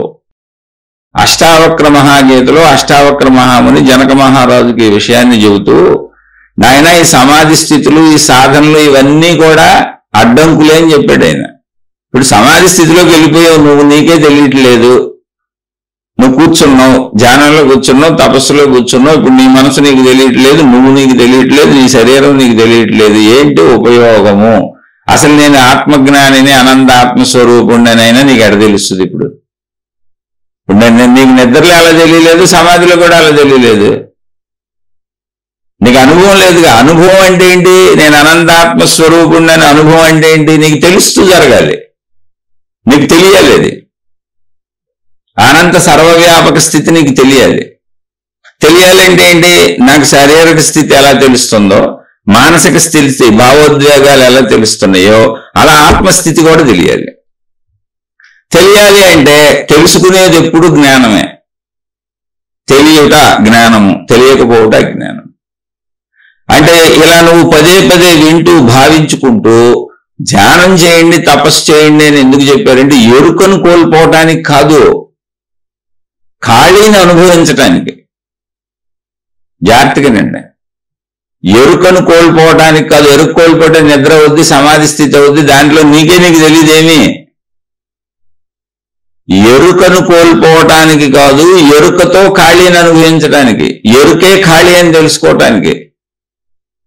నీ ఎరుక, నీ స్పృహ, నీ స్ఫురణ, నీ మొదలేదో అది ఖాళీ. నేను అన్ను అనుకున్నప్పుడు ఈ శరీరము అనే భావన రావటానికంటే ముందున్నది ఖాళీ. చూసుకోండి, ఎవరైనా నేను పరిశీలించుకోండి. నేను అనుకుని శరీర భావన వచ్చి ఆ నేనును ఆక్రమించడానికి ముందున్నది ఖాళీ. అనంత ఖాళీ ఉంది. అయితే అది ఒక సెకండ్లో కోటో వంతులు శరీర భావన ఆక్రమించేస్తుంది దాన్ని. అలాగే మనం నిద్రలోకి వెళ్ళటానికి, పడుకున్నప్పుడు నిద్రలోకి వెళ్ళటానికి, ఆలోచనలు సాగుతూ ఉండగా నిద్రలోకి వెళ్ళటానికి, నిద్రలోకి జారుకునే ముందు మనసు ఆలోచనలు ఆగి నిద్రలోకి వెళ్లే సమయం ఏదుందో అది అనంత ఆత్మశక్తి ఎరుకతో సాగింది. నీకు అది అక్కడ ఎరుకుంది. నీకు అంటే మనోభావాలు వదిలేసింది, ఆత్మశక్తి ఎరుకొచ్చింది, కానీ మళ్ళీ నిద్రలోకి వెళ్ళిపోయింది. అక్కడ ఎరుకుంది, అక్కడ జ్ఞానం ఉంది, దాన్ని పట్టుకోవాలి. అది సెకండ్లో కోటో వంతులో ఉంది. అలాగే మెలకువ, శరీరానికి మెలకువ వచ్చి శరీరంతో కలిసి, అంటే ముందు మనసు మేలుకుంటుంది, తర్వాత శరీరం మేలుకుంటుంది. అసలు మెలకువ అనేది వచ్చి మనసు మేల్కోవటానికి, అంటే నేను అని తెలియటానికి, మనసులో భావం పుట్టటానికి, ఆ నేనులో కలవటానికి ముందు అనంత ఆత్మజ్ఞాన ఎరుకుంది అక్కడ. అది కూడా సెకండ్లో కోటో వంతులో ఉంది. ఎవరు పట్టుకోలేకపోతున్నారు దాన్ని. ఆ పట్టుకోలేని విషయాన్ని ధ్యానంలో పట్టుకోవడానికి మనం చేస్తుంది ప్రయత్నం. శరీరాన్ని, మనసుని వదిలేసేయాలి అన్నప్పుడు అర్థం ఏంటి? ఎరుకతో వదలాలి. వదలటం ఏంటి? శరీరంలో ఏముంది? మొత్తం నేను శరీరంలో అనుభవిస్తాను ప్రయత్నం ఉంది, ప్రయత్న శరీరాన్ని ఆపేశాను. మనసులో ఏముంది? మొత్తం అనుభవాల పుట్ట భావాలు ఉన్నాయి, భావాలు సాగుతూనే ఉంటాయి. అలా సాగి ఎప్పుడో శరీరం కదలటం లేదు కనుక ఆగుతాయి. ఆగాలని మీరు ప్రయత్నం చేస్తే ఆగబోయి అయ్యే ఆగుతాయి. ఆ ఆగిన అనుభవం, ఎప్పుడో ఆగిన అనుభవం సెకండ్లో కోటో వంతులాగా ప్రతి మనిషికి నిత్య జీవితంలో వస్తానే ఉంటుంది. మామూలుగా కూడా వస్తుంది, సాధన చేయకుండా కూడా వస్తుంది. అలా కూర్చుంటే ఏదో పరధ్యాసలో ఒకసారి ఏ ఆలోచన లేకుండా అలా ఒక సెకండ్లో వెళ్ళిపోయినట్టు ఉంటుంది. ఇప్పుడు మీరు బస్సులు ఎక్కి లాంగ్ జర్నీలు చేసేటప్పుడు, ట్రైన్లో లాంగ్ జర్నీలు చేసేటప్పుడు, విమానాల్లో లాంగ్ జర్నీలు చేసేటప్పుడు, లేదా ఏదన్నా మీరు ఇంట్లోనే కూర్చొని ఒక్కొక్కసారి అలా టీవీ చూస్తూ పరధ్యాసలో వెళ్ళిపోతారు. టీవీ చూస్తూ ఉంటారు, కళ్ళోటి ఉంటాయి, కానీ ధ్యాస ఉండదు, స్వీకరణ ఉండదు. అప్పుడు అనంత ఆత్మస్థితిలోకి వెళ్ళింది. కానీ అది సెకండ్లో 1,00,000 వంతులో కోటో వంతులో కొట్టుకు జారిపోయి వెళ్ళిపోతుంది, గుర్తించలేనంతగా. అలాంటి స్థితిని ఎరుకతో గుర్తించాలి, జ్ఞానంతో గ్రహించి అర్థం చేసుకోవాలి. నేను అనంతాత్మస్వరూపుడును అన్నప్పుడు అనుభవ భావన ఉండదు, కానీ శక్తిగా దాన్ని మనం తెలుసుకోవాలి. ఇప్పుడు నా శరీరం నాకు తెలుస్తుంది, నా మనసు నాకు తెలుస్తుంది, ఓకే, బాగానే ఉంది. మరి మనసు శరీరాలను నడిపేది ఎవరో? శక్తి అనే విషయాన్ని మరణం చెబుతుంది. శక్తి లేకపోతే మనసు శరీరం లేవు, మనిషి చనిపోయాడని పారేస్తున్నాం. కాబట్టి శక్తి. ఇప్పుడు శక్తి లక్షణాలు ఏంటి అంటే నాకు తెలియట్లేదుగా. శరీరంలో ఉన్నప్పుడు నాకు శరీరంలో ఉన్నప్పుడు ఏం తెలుస్తుంది? శరీరం తెలుస్తుంది, మనసు తెలుస్తుంది. అంటే భావాలు మనసులో ఉన్నాయి, అనుభవించిన విషయాలే ఉన్నాయి శరీరంతో. అంతేగాని శక్తి తెలియట్లే. అంటే శక్తి తెలిసేలా లేదని తెలుసుకో అంతే. ఇక్కడ తెలుసుకోవలసిన విషయం ఏంటో తెలుసా? మనం ఏదో తెలిసేలా ఇంకోటి దొరుకుద్దని ప్రయత్నిస్తాం కాదు. నాలో ఉన్న శక్తి తెలిసేలా లేదని తెలుసుకోవటమే జ్ఞానం. అది తెలియబడదని తెలియటమే జ్ఞానం. తెలియబడని శక్తి స్వరూపమే అనంతాత్మశక్తి అని నాకు తెలియబడటమే జ్ఞానం. అలా తెలియబడని స్థితిలో కూర్చోగలవా? ఏమీ తెలుసుకోకుండా మెలకువలో కూర్చోగలవా? ఏమీ భావించుకోకుండా మెలకువలో కూర్చోగలవా? ఏమీ అర్థం చేసుకోకుండా అసలు ఏ అవసరత లేకుండా ఖాళీగా మెలకువలో కూర్చోగలవా? ఎందుకనంటే ఇప్పుడు నీ శరీరంలో శక్తి ప్రాణంగా నువ్వు బతుకున్నప్పుడు అలాగే ఉంది. ఎవరికైనా మనకు అలాగే ఉంది. మళ్ళీ గ్రహించండి ఒకసారి, మళ్ళీ చెబుతున్నా. శరీరం తెలుస్తుంది, ఎందుకని అసలు స్పర్శ, నేను ఈ శరీరం అని స్పర్శ తెలుస్తుందిగా, నాకు కనపడుతుందిగా అసలు స్థూల శరీరం. అలాగే మనసు తెలుస్తుంది, భావాలు కదులుతున్నాయి, ఆలోచనలు కదులుతున్నాయి. కానీ మనసులో ఏముంది? మనసు కొని విడిగా ఏదో తెలుస్తుంటే శక్తి అనుకోవచ్చు. మనసులో ఏముంది? ఏమీ లేదు. శరీరంతో అనుభవించినవి ఉన్నాయి, శరీరంతో చూసినవి, విన్నవి, గ్రహించినవన్నీ మనసులో ఉన్నాయి, అంటే అయ్యే కదులుతున్నాయి. అంటే శరీరము మనసుకు సంబంధించింది, మనసు శరీరానికి సంబంధించింది. ఈ రెండు ఒకటే, ఒకదానికి సంబంధించినవి ఒకటి. మరి శక్తి ఏంటి? ప్రాణశక్తి. అది లేకపోతే శరీరం చచ్చిపోయింది అంటున్నారుగా. అవును, నిజమే కదా. మరి ప్రాణశక్తి ఏంటి? ఇప్పుడు నేను బతికున్నాక, మరి బతికున్న నాలో ప్రాణశక్తి ఉందిగా, చచ్చిపోయినప్పుడు లేదు. మరి ప్రాణశక్తి ఎలా ఉన్నది? మీరే ప్రశ్నించుకోండి. దీనికి ఎవరో మీకు చెప్పడం ఎందుకు? ప్రాణశక్తి ఎలా ఉన్నది అంటే శరీరం తెలుస్తుంది, మనస్సు తెలుస్తున్నది, ప్రాణశక్తి ఉన్నది. ఎందుకంటే నేను బతుకున్నాను కాబట్టి. ఎలా ఉన్నది అంటే ఉన్నది అన్నట్టుగా మాత్రమే ఉన్నది, తెలియబడేటట్టుగా అంటే శరీరం ద్వారా మనసు ద్వారా తెలుసుకుంటున్నట్టుగా లేదు. అంటే భావరూపంలో లేదు, దృశ్య రూపంలో లేదు, కానీ ఉన్నది. ఏ రూపంలోనూ లేదు, ఉన్నది. అలా నువ్వు ఉండటం అలవాటు చేసుకో, అదే ధ్యానం. ఏ భావన చేయకుండా, శరీర భావన లేకుండా ఏ భావన చేయకుండా ఉండగలవా? మెలకువలో ఉండాలి, నిద్రపోకూడదు, సమాధి స్థితిలో వెళ్ళిపోకూడదు. సమాధి స్థితి నిద్రే, మెలకువలో నిద్రది. మళ్ళీ మెలకువ వస్తుంది అంతే. అలా కాదు, ఎరుకతో స్ఫురణతో నేను ఉన్నాను.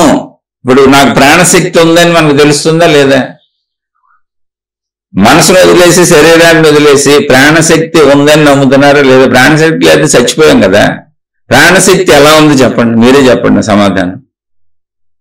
ప్రాణశక్తి ఎలా ఉన్నది కామెంట్లో పెట్టండి. ఎవరికి తెలిసిన వాళ్ళు, నేను చెప్పేది నేను చెబుతా ఉంటాను. ప్రాణశక్తి ఎలా ఉన్నది అంటే ఇలా ఉన్నది, అలా ఉన్నది అని చెప్పడానికి లేనట్టుగా ఉన్నది. మరి లేదా? బలివాళ్ళు ఉంది, నేను బతుకున్నాను కదండి. మనసు ఎలా ఉన్నది? అబో భావాలు, భావోద్వేగాలు, సుఖదుఖాలు, లక్షల కోటాను కోట్ల విషయాలతో నిండి ఉన్నది. మనసులో ఉన్న కోటాను కోట్ల విషయములు ఏమిటి? శరీరంతో ప్రపంచం నుంచి నేను గ్రహించినవి అంతే, అంతకు మించి ఏం లేదు. అయితే మనసుని ఇప్పుడు ప్రాణశక్తి అనుకోవచ్చా? ఎలా అనుకుంటాను? శరీరంతో ప్రపంచంలో గ్రహించిన విషయాలుగా అయ్యండి. ఓ చెట్టు మనసులో ఉందనుకోండి, పలానా చెట్టు, పలానా మామిడి పండు బ్రహ్మాండంగా ఉంటుంది, దాని రుచి అనే మామిడి చెట్టు బయట ఉంది ప్రపంచంలో, ఆ మామిడి పళ్ళు బయట ఉన్నాయి, రుచి గుర్తుగా ఉంది. ఎలాంటివి ఉన్నాయి? అవన్నీ బయట ఉన్నాయి, ప్రపంచం నుంచే గ్రహించాను. జస్ట్ ఊరికిన ప్రింట్లు పడి, ఫోటో ప్రింట్లు ఉన్నాయి లోపలంతే, జ్ఞాపకాలు. కాబట్టి ప్రాణశక్తి ఎలా ఉన్నది అంటే మనసులా లేదు, శరీరంలో లేదు. ఎలా లేదో తెలుసుకోండి ముందు, ఎలా ఉన్నదో ఊహించబాకండి. శరీరంలో లేదు కాబట్టి శరీరం కాదు, తీసేయండి శరీరాన్ని. మనసులా లేదు కాబట్టి మనసులో ఉన్న కోటాను కోట్ల విషయాలకి ప్రాణశక్తికి సంబంధం లేదు. మరి ఎలా ఉన్నది? అసలు ఉందా లేదా? ఉంది కదండి బాబు, నేను బతికే ఉన్నాను కదండి, మీరు చెబుతున్నారు, నేను వింటున్నాను కాబట్టి చెబుతున్న మీరు బతికే ఉన్నారు, వింటున్నా నేను బతికే ఉన్నాను. మన ఇద్దరం బతికి ఉండాలంటే ప్రాణశక్తి ఉండాలిగా. ఉన్నది. ఎలా ఉన్నది? శరీరములా లేదు, మనసులా లేదు. ఇంకెలా ఉన్నది? శరీరము మనసు కానట్టుగా ఉన్నది అంతే. అదే ఆన్సర్. శరీరం మనసు కానట్టుగా ఉన్నదాన్ని నేను అనంత ఆత్మస్వరూపుణ్ణి అన్నప్పుడు చెప్పేది ఎవరు? నేను అనంత ఆత్మస్వరూపుడునని చెప్పేది ఎవరు? శరీరం మనసు కాదా? నేను అనంత ఆత్మస్వరూపుణ్ణని చెబుతున్నాను సేపు అది శరీరం మనసే. అది ఆత్మస్వరూపమే అయితే నేను అనంత ఆత్మస్వరూపుణ్ణి అసలు చెప్పదు. అది ఎరుకుతో ఉంది అంతే. ప్రాణశక్తి ఉంది అంతే. ఉంది ఎలా ఉంది అంటే ఉంది అంతే. ఉంది అన్నట్టుగానే ఉంది అంతే. ఇంకెలాగోని దానికి వర్ణన లేదు. వర్ణన కావాలంటే మనసులోకి వెళ్ళాలి. మనసులోకి వెళ్తే ప్రాపంచిక విషయాలు ఉన్నాయి. ఎర్రగా ఉంది, తెల్లగా ఉంది, పొట్టుగా ఉంది, పొడుగ్గా ఉంది, నల్లగా ఉంది, రోజు చెప్పొచ్చు కోటాను కోట్లు. అవన్నీ ఏంటి? ప్రపంచానికి సంబంధించిన విషయాలు. నీకు ఎలా తెలిసినాయి? నీ మనసులోకి ఎట్టొచ్చినాయి? నేను శరీరంతో చూశాను. శబ్దస్పర్శ రూపరసగంధములు కన్ను ముక్కు చెవి ఐటి చర్మము స్పర్శల ద్వారా అనుభవించాను, గ్రహించాను. ఓకే, మరి ప్రాణశక్తి నీకు తెలియట్లేదు కదా. ఎలా గ్రహిస్తున్నావు? ఉన్నదని ఎలా చెబుతున్నావు? నువ్వు చెట్టు అంటే బయట ఉంది కాబట్టి నమ్మొచ్చు, నువ్వు పుట్ట అంటే బయట ఉంది నమ్మొచ్చు, నువ్వు మనసు ద్వారా శరీరం ద్వారా నువ్వు పలుకుతున్నాయన్నీ బయట కనబడుతున్నాయి నమ్మొచ్చు, నువ్వు చెప్పే అనుభవాలన్నీ మాకు కూడా అనుభవమే బయట కనబడుతున్నాయి మేము అనుభవించాం నమ్మొచ్చు. ప్రాణశక్తి ఉందని ఎలా చెబుతున్నావు? అది చెప్పేలా లేదుగా.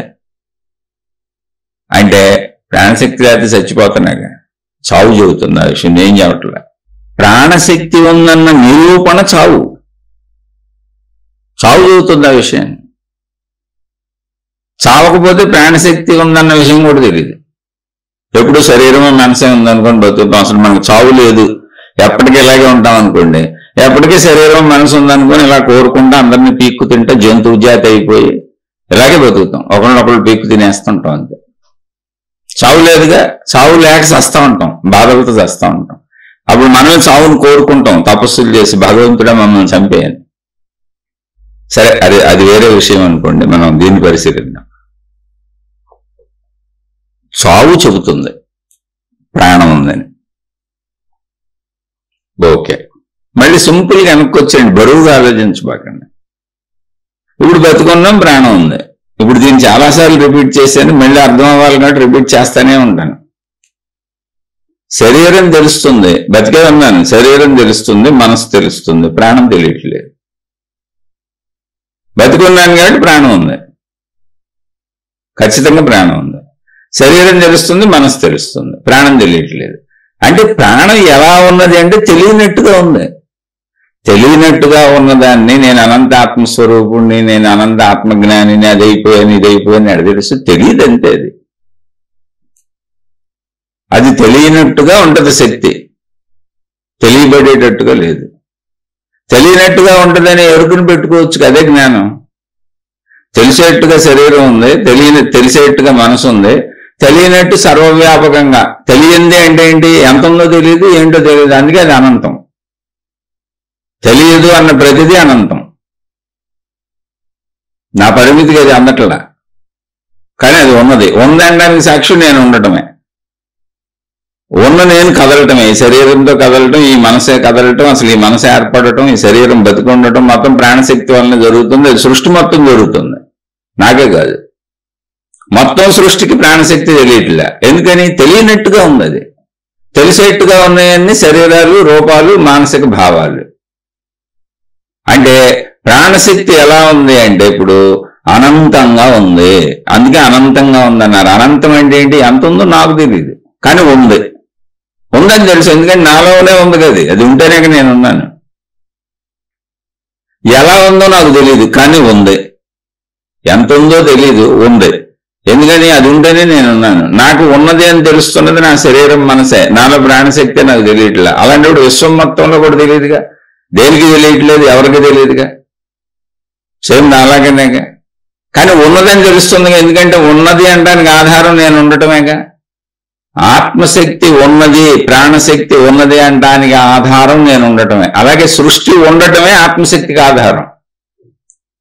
ఆత్మశక్తి ఇలా ఉంది అలా ఉంది కాదు, సృష్టి ఉన్నది కనుక ఆత్మశక్తి ఉంది. ఎందుకని? సృష్టి బతికొండాలంటే ఆత్మశక్తి ఉండాలి, మనిషి బతికొండాలంటే ప్రాణశక్తి ఉండాలి. ప్రాణశక్తి లేకపోతే మనిషి చచ్చిపోయాడు, మనిషి లేడు. సృష్టి ఉంది. సృష్టి అంటే ఏంటి? మనుషులు, పదార్థాలు, వస్తువులు, విషయాలేక సృష్టి అంటే ఎంత.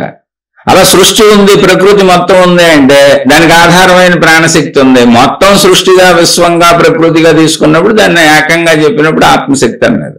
ప్రాణశక్తిని ఆత్మశక్తి అన్నారు. ఒక్కళ్ళగా చెప్పినప్పుడు, ఒక జీవికి చెప్పినప్పుడు ప్రాణశక్తి అన్నారు, అంతే. జస్ట్ ఇప్పుడు ఇది తెలియబడుతున్న విషయాలన్నింటినీ వదిలేస్తే మిగిలేది.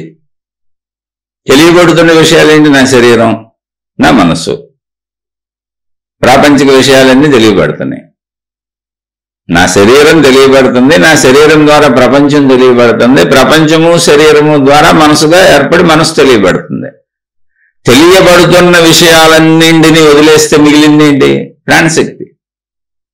ఎలా చెబుతున్నారు ఈ విషయం? ఎలాగో ఎందుకండి, మనం చూసుకుంటే చాలు, దాన్ని ఎక్కడికో పోకండి, మిమ్మల్ని మీరు చూసుకోండి, ఏం ఊహించుకోవద్దు. భారీగా ఏం లేదు ఇక్కడ. జ్ఞానం చాలా స్వల్పంగా, అల్పంగా, సూక్ష్మంగా ఉంది. సూదిలో దారం ఎక్కిస్తారు చూడండి, కొంచెం కంటి చూపు తగ్గిన వాళ్ళు అటు ఎత్తుక్కొని సూక్ష్మంగా ఎక్కిస్తామే. అంత సూక్ష్మంగా, సునిశ్చితంగా మిమ్మల్ని చూసుకుంటే చాలు. బయట ఎక్కడో పెద్ద అద్భుతంగా ఘనాతిఘనంగా లేదు, అది సూక్ష్మాతి సూక్ష్మంగా ఉంది. అది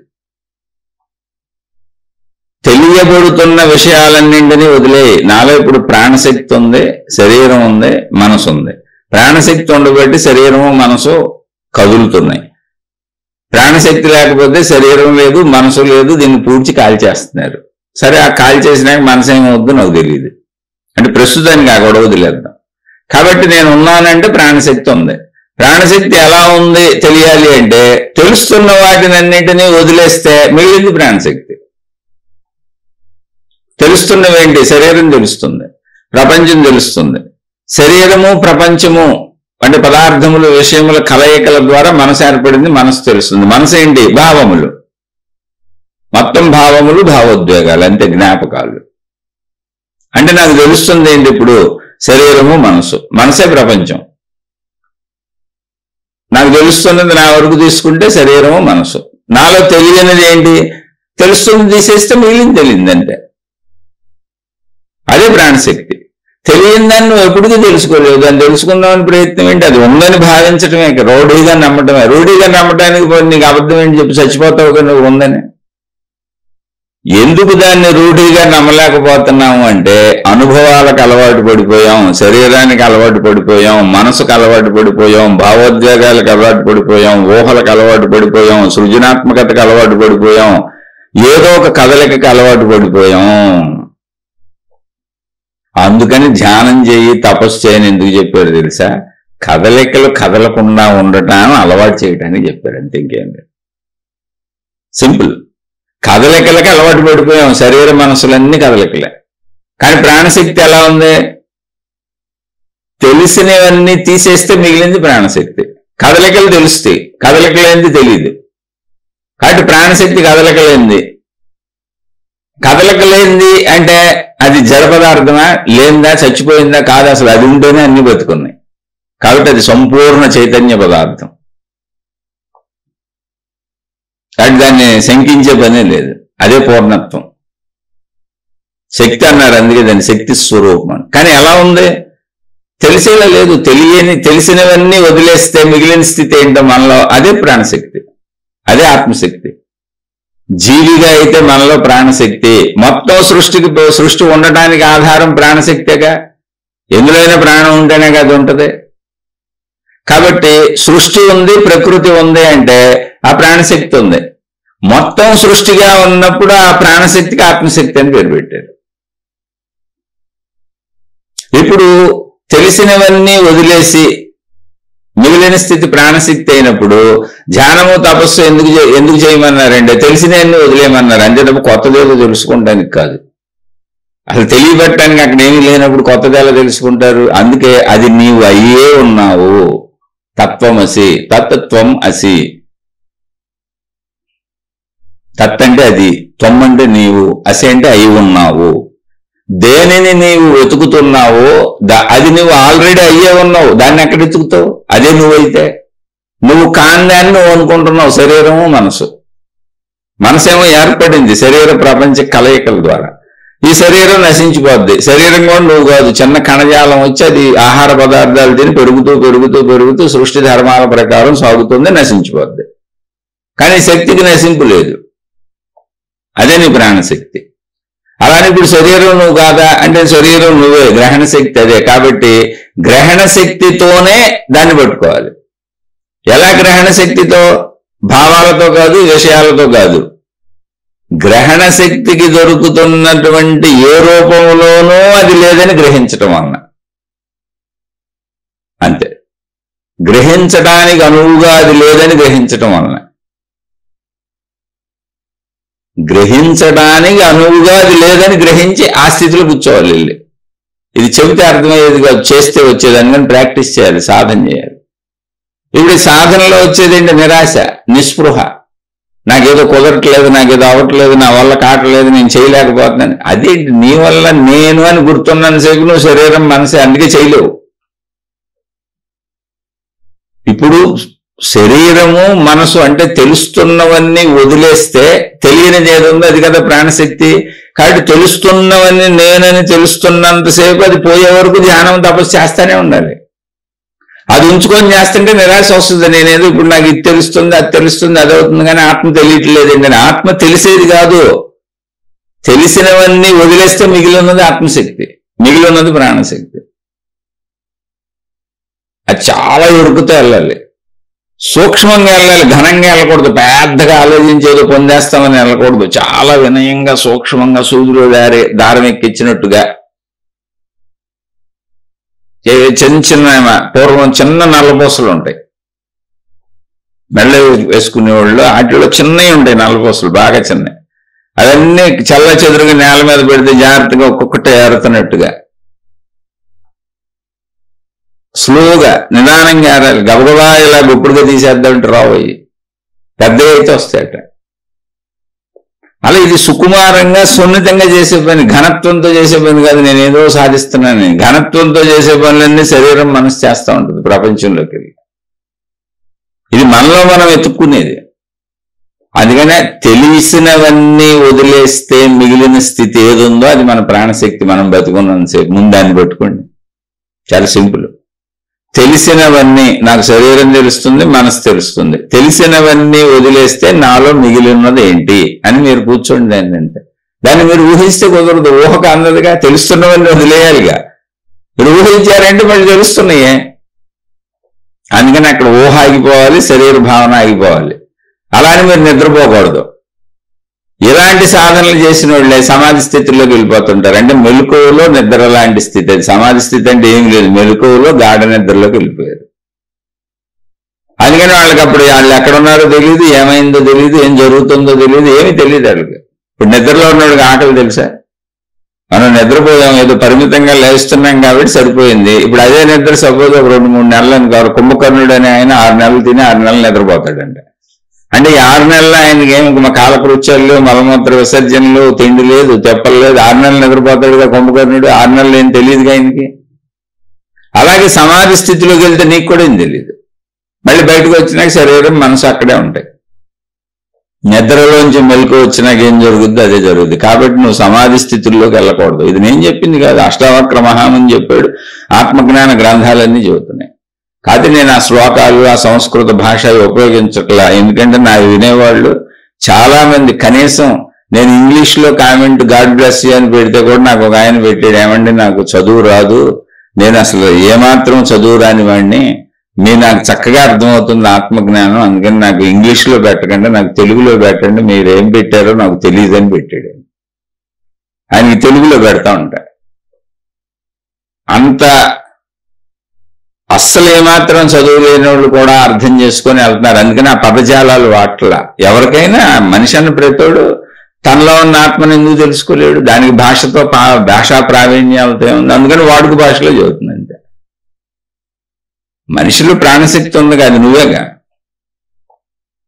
అలా కొంతమంది ఏమాత్రం చదువు లేని వాళ్ళు, అసలు అర్థం కాని వాళ్ళు, సామాన్యులు వింటున్నారు.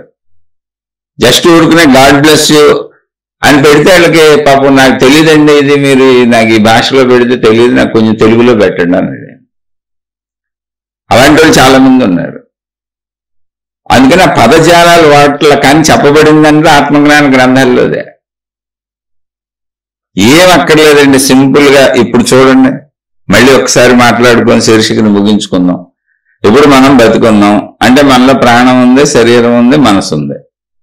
శరీరము మనసు మనకు తెలుస్తున్నాయి, ప్రాణం ఎలా ఉందో తెలియట్లేదు, ఎక్కడ ఉందో తెలియట్లేదు, ఎంత ఉందో తెలియట్లేదు. అంతేగా అది ఉన్న స్థితి, ప్రాణశక్తి స్థితి ఏంటి? ఇప్పుడు మనసు తెలుస్తుంది, భావాలు కదులుతున్నాయి, శరీరం తెలుస్తుంది, ప్రాణం తెలియట్లే, ప్రాణశక్తి ఉందే తెలియట్లే. ఎందుకంటే బతికే ఉన్నాగా. ప్రాణశక్తి ఎలా ఉంది తెలియట్లే, ఎంత ఉంది తెలియట్లే, ఎక్కడుంది తెలియట్లే. ఓకే, ఇప్పుడు ప్రాణశక్తి ఎలా ఉన్నది అని ప్రశ్నేసుకున్నప్పుడు తెలిసిన విషయములన్నీ వదిలివేస్తే మిగిలి ఉన్నది ప్రాణశక్తి. ఎలా ఉన్నది అంటే ఎలా ఉన్నదో తెలియనట్లుగా ఉన్నది. ఎంత ఉన్నది, ఎంత ఉన్నదో తెలియనట్లుగా ఉన్నది. ఎక్కడున్నది, ఎక్కడున్నదో తెలియనట్లుగా ఉన్నది. అంటే అదే సత్యం. దాన్ని భావం చేసుకొని దాంట్లో రూఢి పడిపో. అందుకే దాన్ని అనంతము అన్నారు, అఖండము అన్నారు, అనిర్వచనీయము అన్నారు, వాక్కులతో చెప్పలేమన్నారు, అవాంగ్మానస గోచరము అన్నారు. అంటే వాక్కుకి మనసుకి అందనిది, వాక్కు మనసు దాన్ని పట్టుకోలేవని చెప్పారు. ఎందుకని? ఇవన్నీ వాక్కు మనసు ఇవన్నీ తెలియబడేవి, దాని లక్షణాలు చెప్పారు. అందుకని ఇప్పుడు నువ్వు సింపుల్ గా నువ్వు అంత భారీ లక్షణాలకు వెళ్ళక్కర్లా, నువ్వు సింపుల్ గా నీలో అనుకో, నాలో ఉన్న ప్రాణశక్తి ఎలా ఉన్నది అంటే ఎలా ఉన్నదో తెలియనట్లుగా ఉన్నది. ఉన్నది అనేది నిజమేగా. ఎంత ఉన్నది, ఎంత ఉన్నదో తెలియనట్లుగా ఉన్నది. ఎక్కడున్నది, ఎక్కడున్నదో తెలియనట్లుగా ఉన్నది. అసలు ఉన్నదా లేదా ఖచ్చితంగా ఉన్నది. ఎలా చెప్పగలవు? నేను బ్రతికే ఉన్నాను కనుక. మరి నేను దానిని ఎలా కనుగొనగలను? తెలుస్తున్న వాటినన్నింటినీ వదిలేస్తే నువ్వు ప్రాణశక్తిలోనే ఉన్నావు. వదలగలవా లేవా? వదలటానికి సాధనలు తప్ప సాధించటానికి పట్టుకోవడానికి సాధనలు కాదు. అందుకే సాధనలన్నీ బంధములే అని చెప్పారు అష్టావక్ర మహాముని. అనేక ఆత్మజ్ఞాన గ్రంథాల్లో ఉన్నాయి. సాధనలన్నీ బంధములు. ఎందుకని? వదిలించుకోవటానికి చేస్తున్నాం. అంటే బట్టలు ఉతుక్కుంటున్నాం మురికి పోగొట్టుకోవటానికి. ఇప్పుడు బట్టలు మురికి పోగొట్టుకోవడానికి ఏం చేసామో తెలుసా? మనం సబ్బుని కొత్త మురికిని తగిలిచ్చాం దానికి. చూడండి, ఇప్పుడు బట్టలు మురికిపోవాలంటే ఏం చేస్తాం? మనం వదిలేసిన బట్టలు, వాడుకున్న బట్టలు తీసేసాం, విడిచిన బట్టలు. ఇప్పుడు వాటిని తీసుకెళ్లి నీళ్ళలో నానబెట్టి దానికి సర్ఫో సబ్బు పెట్టి కొత్త మురికిని పెట్టిస్తాం. సర్ఫ్ అనే మురికిని, సబ్బు అనే కొత్త మురికిని పెట్టిస్తాం. అందులో కాసేపు నానబెట్టి నుసిమి దాన్ని అటుకొట్టి ఇటుకొట్టి నానా బాధుళ్ళు బాధేస్తాం. వాషింగ్ మిషన్ అయినా చేసేది అదే, ఏం లేదు, గిరగిరగిరగ బట్టలన్నింటినీ చెత్త కొట్టేస్తుంది. మామూలు అది రాకముందు పూర్వకాలం బండ్లకేసి బాధేసేవాళ్ళు. కొట్టటమేగా, చెత్త కొట్టేయటమే దాన్ని. ఆ చెత్త కొట్టుల్లో దాని మలినం అంతా వెళ్ళిపోద్ది. అంటే మలినం పట్టించి దాన్ని నీళ్ళల్లో ముంచి దానికి మలినం పట్టించి మళ్ళీ నీళ్ళు అనేది కూడా పట్టించాంగా. చక్కగా పొడిగా ఉన్న దానికి నీళ్ళు అనేది పట్టించి దానికి మళ్ళీ సబ్బు సరుపు అనే మలినం పట్టించి దాన్ని చెత్త కొడితే దానికి ముందు పూర్వం పట్టిన మళ్ళీ ఆ మలినాలన్నీ వదిలినాక మళ్ళీ మంచినీటిలో దాన్ని జాడించాలి. అంటే ఇప్పుడు మనం పట్టించిన సబ్బు సరుపు అనే దాన్ని కూడా వదిలికొట్టాలి. ఇది మలినమే. ఒక మలినాన్ని పోగొట్టడానికి ఇంకో మలినాన్ని ఉపయోగించాం. సాధన అంటే అది. సాధన అంటే ఏంటంటే బట్టలకు పట్టిన మురికిని వదిలించడానికి సబ్బు సరుపు అనే మురికిని ఎలా తగిలించామో, ఒకవేళ సబ్బు సరుపు మురికి కాదనుకోండి, అలా వేసుకు తిరగొచ్చుకో, మనం ఆరబెట్టేసుకొని. దానికంటే పాత మురికే బెటరు. కొంచెం చెమట కొంచెం మట్టి ఉంటుంది, అలా వేసుకు తిరగచ్చు. ఇప్పుడు ఈ సబ్బు సరుపు మురికితో అసలు తిరగలేం. ఇంకా మన ఒళ్ళు కూడా తినేస్తుంది ఇప్పుడు ఆ సబ్బు సరుపుతో అలా వేసుకు తిరిగామంటే. ఇది ఇంకా ప్రమాదకరమైంది. మామూలు మురికి కంటే ప్రమాదకరమైంది ఇది. ఏది? సబ్బు సరుపు ఉతుకుడు అనే సాధన మామూలు మురికి కంటే ప్రమాదకరమైంది.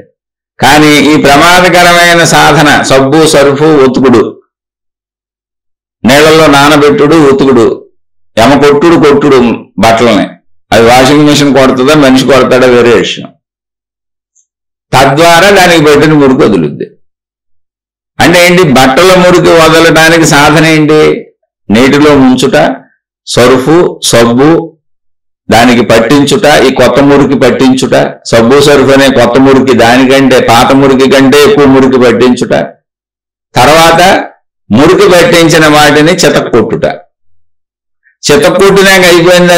లేదు, మళ్ళీ మనం పట్టించిన మురికిని, అంటే ఈ మురికి ఆ మురికితో కలిసిపోద్ది వెళ్ళి. ఏది ముందు పట్టినటువంటి చెమట, దుమ్ము, ధూళి అనేటువంటి విడిచిన బట్టలకు పట్టిన మురికిని ఈ మురికెళ్ళి హత్తుకొని అంటుకొని మురికి కౌగిలించుకొని మళ్ళీ మనం నీళ్ళల్లో జాడించినప్పుడు మొత్తంగా కిందకి జారిపోతాయి ఆ మురికి ఈ మురికి. సాధనలు కూడా మురికి లాంటివి. మనం మనసుకు పట్టినటువంటి గబ్బు గాబుని వదిలించుకోవడానికి, మన శరీరానికి మనసుకి పెట్టినటువంటి గబ్బు గాబు వదిలించుకోవడానికి సరుపు పెట్టినట్టుగా, సబ్బు పెట్టినట్టుగా, బట్టలకి నీళ్ళలో నానబెట్టినట్టుగా, దాన్ని చితక్కొట్టేసినట్టుగా మన శరీరాన్ని మనసుని మనమే నియంత్రించి చితక్కొడతాం. అలా నియంత్రించి చితక్కొట్టలేని వాళ్ళందరూ నా మనసు నన్ను చితక్కొట్టేస్తుందని చెబుతా ఉంటారు కూర్చొని సాధనలో. అది ప్రాబ్లం. నువ్వు దాన్ని కొట్టలేకపోతున్నావు, అది నిన్ను కొడుతుంది, అందుకని మురికిపోవట్లే. అందుకే మహాత్ములు ఏం చెప్పారు తెలుసా? సాధనలు కూడా బంధాలే అని చెప్పారు. సాధన అంటే ఏంటి? మురికిని పోగొట్టుకుని ఇంకో మురికి అంతే. ఇప్పుడు అలా కూర్చుంటే అదేమన్నా, ఇప్పుడు ధ్యాన భంగిమలో కూర్చున్నాం అనుకోండి, అదేమన్నా పెద్ద ఆత్మస్థితే ఏంటి? ఊరిని కూర్చోవడానికి ఏదో ఒకటి చెప్పారు. ఎలాగోలా కూర్చోవాళ్ళకి ఇలా కూర్చోమన్నారు. నీకు ఎలా నచ్చితే అలా కూర్చోలేని వాళ్ళు పడుకోమని కూడా చెప్పారు. ఆఖరికి సుఖాసనం అని ఒక పేరు కూడా పెట్టారు. అన్ని ఆసనాలు చెప్పి లాస్ట్ లో ఒకటి చెప్పారు సుఖాసనం, అంటే నీకు ఎలా బాగుంటే అలా కూర్చోమని, సుఖంగా ఉండేలా కూర్చోని. అలా రకరకాల సాధనలు ఎవరికాళ్ళు చెప్పారు. అదేమన్నా బోర్డు సబ్బులు ఉన్నాయి, బోర్డు సరుకులు ఉన్నాయి. ఏది కావాలంటే అది వాడుకో, మొత్తానికి మురిగిపోవాలి. అందుకని సాధన చేస్తున్నంతసేపు ఏం చేస్తున్నాం? సాధన అంటే దాన్ని కంట్రోల్ చేస్తున్నాం. మనసుని, శరీరాన్ని ఆపుదామని ప్రయత్నిస్తున్నాం. అవి కదిలేవి. అక్కడ యుద్ధం జరుగుతుండే. అంటే సాధన అనే దాంతో కదిలే వాటిని కదపకుండా ఉండేటువంటి యుద్ధం జరుగుతుంది అక్కడ. ఆ యుద్ధంలో నువ్వు ఓడిపోయినప్పుడల్లా, నువ్వు దాన్ని అదుపు చేయలేకపోయినప్పుడల్లా నాకు వల్ల కావట్లేదు, నా వీలు కావట్లేదు, నాకేం దొరకట్లేదు, నేనేం పొందలేకపోయాను, నేను నిరాశకు లోనై, నిస్పృహకు లోనై, నా బుర్ర పాడైపోతుందని అనిపిస్తుంది అంతే. ఎందుకని? అనుభవాలు కనుక మనకి ఏమీ లేదు. సాధన అనేటువంటిది మురికే. మనకి కదలికలు అనేటువంటి భావనజాలం మురికి పెట్టింది. అది అనంత ఆత్మ చైతన్యాన్ని, నేను ప్రాణశక్తిని అనుకోకుండా అడ్డం పడుతుంది. అందుకని ఈ సాధన అనే మురికితో ఈ మురికిని వదిలిచ్చేసుకునే ప్రయత్నం చేస్తున్నాం. మరి ఉరికి వదిలే వరకు ఆగాల్సింది ఎంత మురికి పెట్టించుకున్నామో, మన సాధన అనే మురికి అంత మురికిని పోగొట్టగలిగేలా ఉండాలిగా. కాబట్టి సాధనలు కూడా బంధాలే. కానీ బంధాలను పోగొట్టాలంటే ఇంకో బంధంతోనే కుదురుతుంది. మొత్తం బంధాలన్నీ సాధన అనే బంధం, మనం వేసుకున్న బంధాలు మొత్తం పోయినాక మిగిలేది ప్రాణశక్తి, ఆత్మశక్తి. అందుకని సాధనల్లో మీకు నిరంతరం కలిగేది నిరాశ, నిస్పృహ. మీరేం పొందినట్టు మీకు అనిపించదు. ఒకవేళ పొందినట్టు అనిపిస్తే చాలా మంది చెబుతుంటారు, మాకు మహిమలు జరిగినాయి, మాయలు జరిగినాయి, వెలుగులు కనపడినాయి, దేవుళ్ళు కనపడ్డారు, ఆళ్ళు కనపడ్డారు, ఏళ్ళు కనపడ్డారు, సూక్ష్మ శరీర యానాలు చేసాం, అక్కడికి వెళ్ళాం, ఎక్కడికి వచ్చామంటే ఇది మొత్తం మనోమాయ, మనోగారడి. అది నిష్క్రియాత్మకమైనది అనంతాత్మ జ్ఞానం. అలానే అలా చెప్పేవాళ్ళు నేను ఎవరిని కించపరచట్లా. మీ ఇష్టం వచ్చినట్టు వెళ్ళొచ్చు. ఎన్ని కలల గంటల్లో పడుకొని మనం మెలకువలో ఎన్ని ఊహలు ఊహించుకోవట్లా, ఎన్ని రకాల పనులు చేయట్లా. అలాగే ఆధ్యాత్మికతలో కూడా అన్ని ఏర్పాటు చేసుకుంటారు ఎవరిష్టం వాళ్ళ మనస్సు. అది మనోలోకం. ఒక మాట వచ్చింది, అసలు ఒకటి కనపడింది, ఒక భావం ఏర్పడింది, ఒక మాట వచ్చింది, ఒక వెలుగు కనపడింది, ఒక మహిమ జరిగింది అంటేనే మనోలోకం. శరీరానికి మనసులకు సంబంధించింది ఇది. ఎందుకని? ప్రాణశక్తి ఎలా ఉంది? శరీరం తెలుస్తుంది, మనసు తెలుస్తుంది, ప్రాణశక్తి తెలియట్లే. అంటే ప్రాణశక్తి తెలియనట్టుగా ఉంది. తెలియనట్టుగా ఉన్నప్పుడు నీకు మహిమలు ఎట్ట జరుగుతాయి, మాయలు ఎట్ట జరుగుతాయి, వెలుగులు ఎట్ట చిమ్ముతాయి, సూక్ష్మ శరీర యానాలు ఎట్ట చేస్తావు, లోకాలు ఎట్ట తిరిగి వస్తావు. అదంతా మనసు శరీరం చేస్తున్న పని. చాలా సింపుల్ అంతే. అది నేను ఎవరిని విమర్శించట్లా. రియాలిటీలో మీరే పరిశీలించుకు చూసుకోండి. ప్రాణశక్తి తెలిసేలా లేదు. తెలిసినవన్నీ వదిలేస్తే మిగిలేది ప్రాణశక్తి. మళ్ళీ నువ్వు నేను ధ్యానంలో కూర్చొని, తపస్సులో కూర్చొని బోల్డ్ తెలుసుకుంటున్నాను, ఎంతకంటే ఎక్కువ తెలుసుకుంటున్నానంటే ఎడిపోతున్నావు నువ్వు.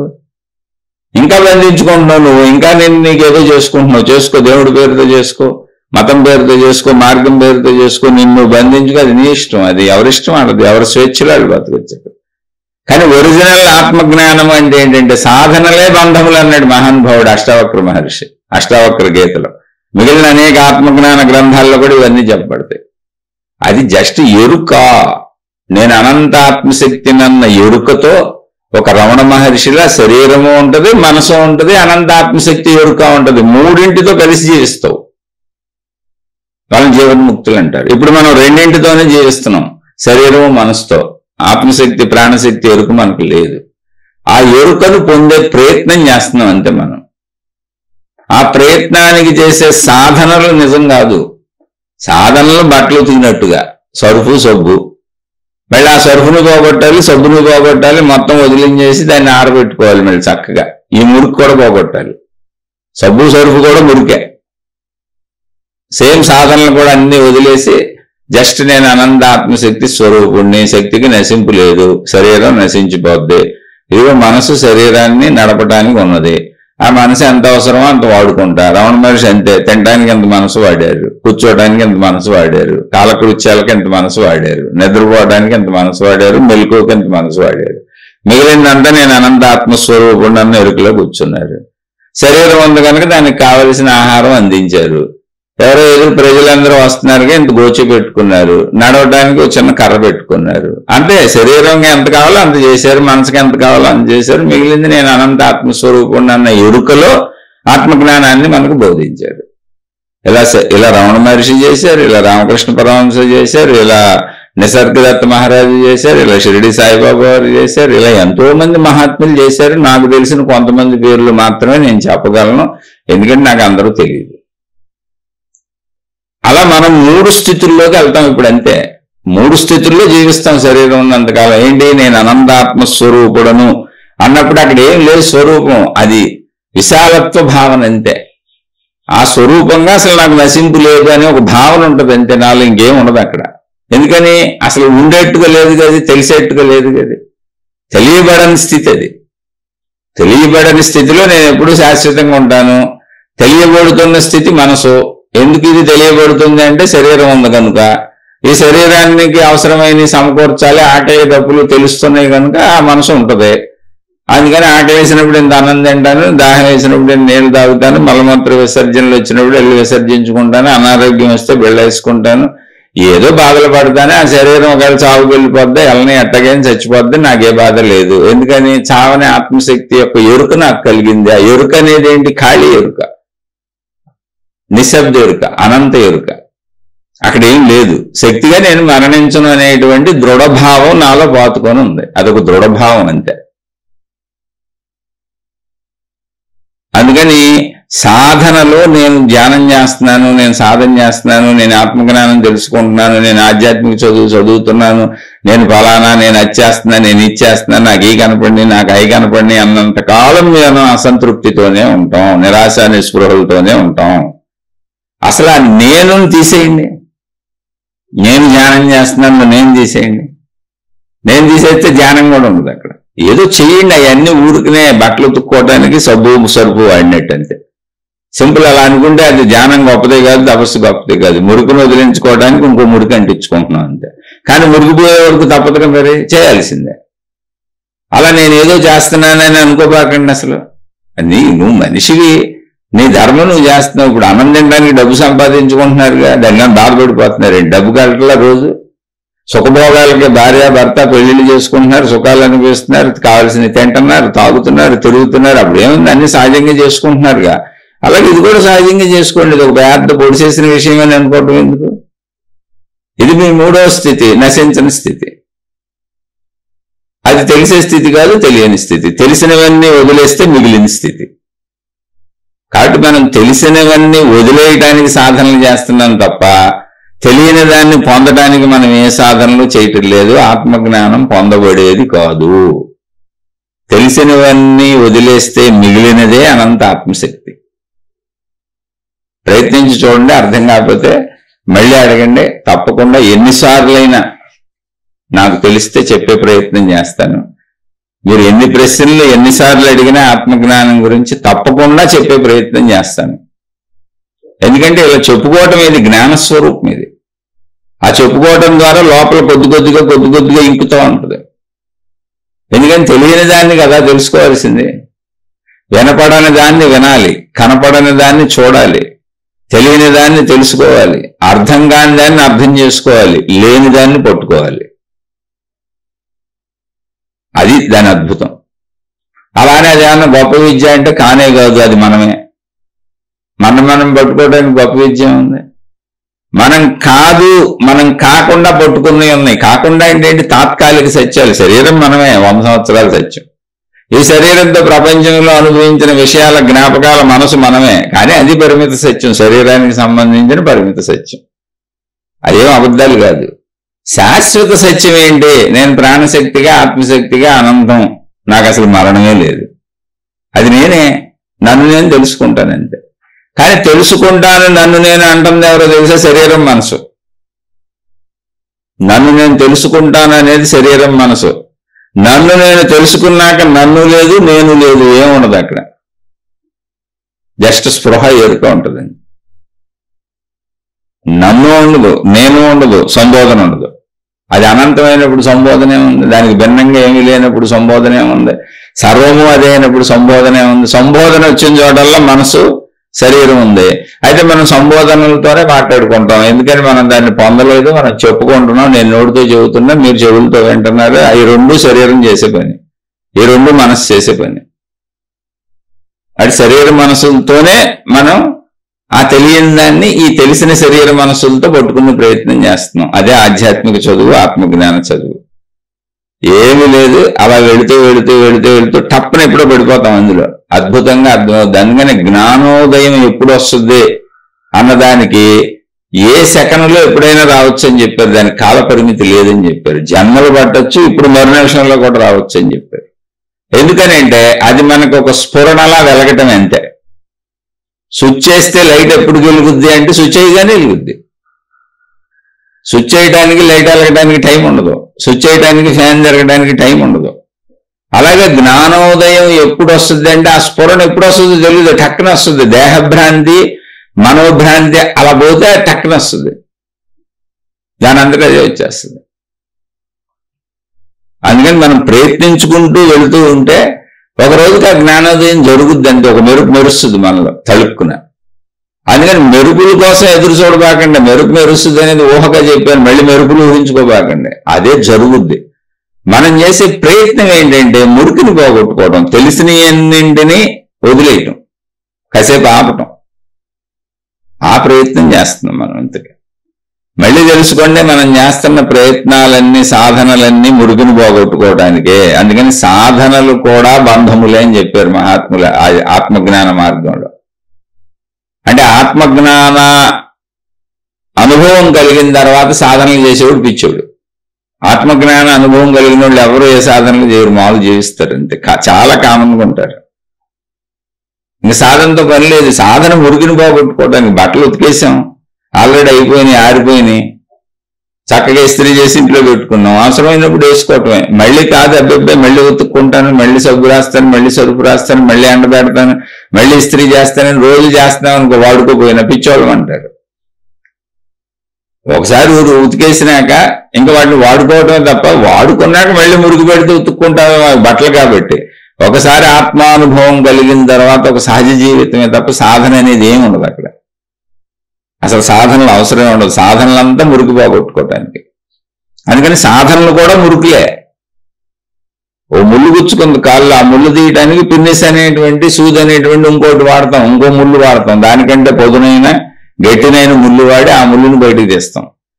కాల్లో గుచ్చుకున్న ముళ్ళుని బయటికి తీయగానే దాన్ని తీయడానికి ఉపయోగించిన ముళ్ళుని, అమ్మో ఇది కాళ్ళలోంచి తీయడానికి ఉపయోగపడింది కదా అని దాన్ని కాల్లో గుచ్చుకొని ఉంచుకుంటామా? అంతకంటే ఎక్కువ ప్రమాదం చేస్తుంది అది. మామూలు గుచ్చుకున్న ముళ్ళు కంటే ఇప్పుడు ఈ పిన్నిషను, సూదినో కాళ్ళలో గుచ్చుంచామనుకో, ఇది ముళ్ళు గుచ్చడానికి తీయబడి రక్షించింది నన్ను అని, మామూలు ముళ్ళు కంటే ఎక్కువ ప్రమాదం చేస్తుంది. సాధనలు కూడా అంతే ప్రమాదాలు. ఆ మురికిపోయే వరకు దాన్ని చేసి వదిలే. ఇంక సాధనలన్నీ వదిలే. ఏ సాధన లేదు, ఏ మతం లేదు, ఏ దేవుడు లేదు, ఏ విధానం లేదు, ఏ శాఖ లేదు, ఏమి లేదు. సర్వం ఆత్మమయం జగత్.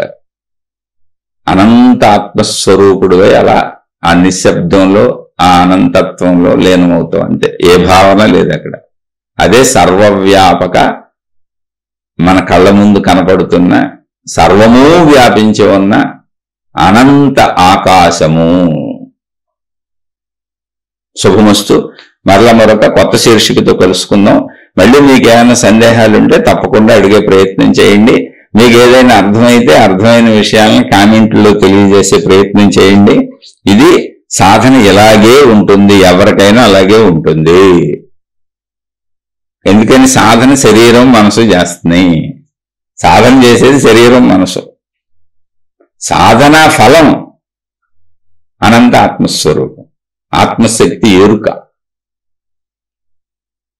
మళ్ళీ ఏ సందేహాలున్నా ప్రశ్నలు వేయండి, మాట్లాడుకుందాం. 1-2 సార్లు వినండి, 10 సార్లు వినండి, జాగ్రత్తగా అర్థం చేసుకోండి, ఊహించుకోబాకండి. ఊహలన్నీ శరీరం మనసులకు సంబంధించినవి. మీకు మీ కుటుంబ సభ్యులకు మేలు చేకూరుగాక. మరలా మరొక కొత్త శీర్షికతో కలుసుకుందాం. శుభమస్తు.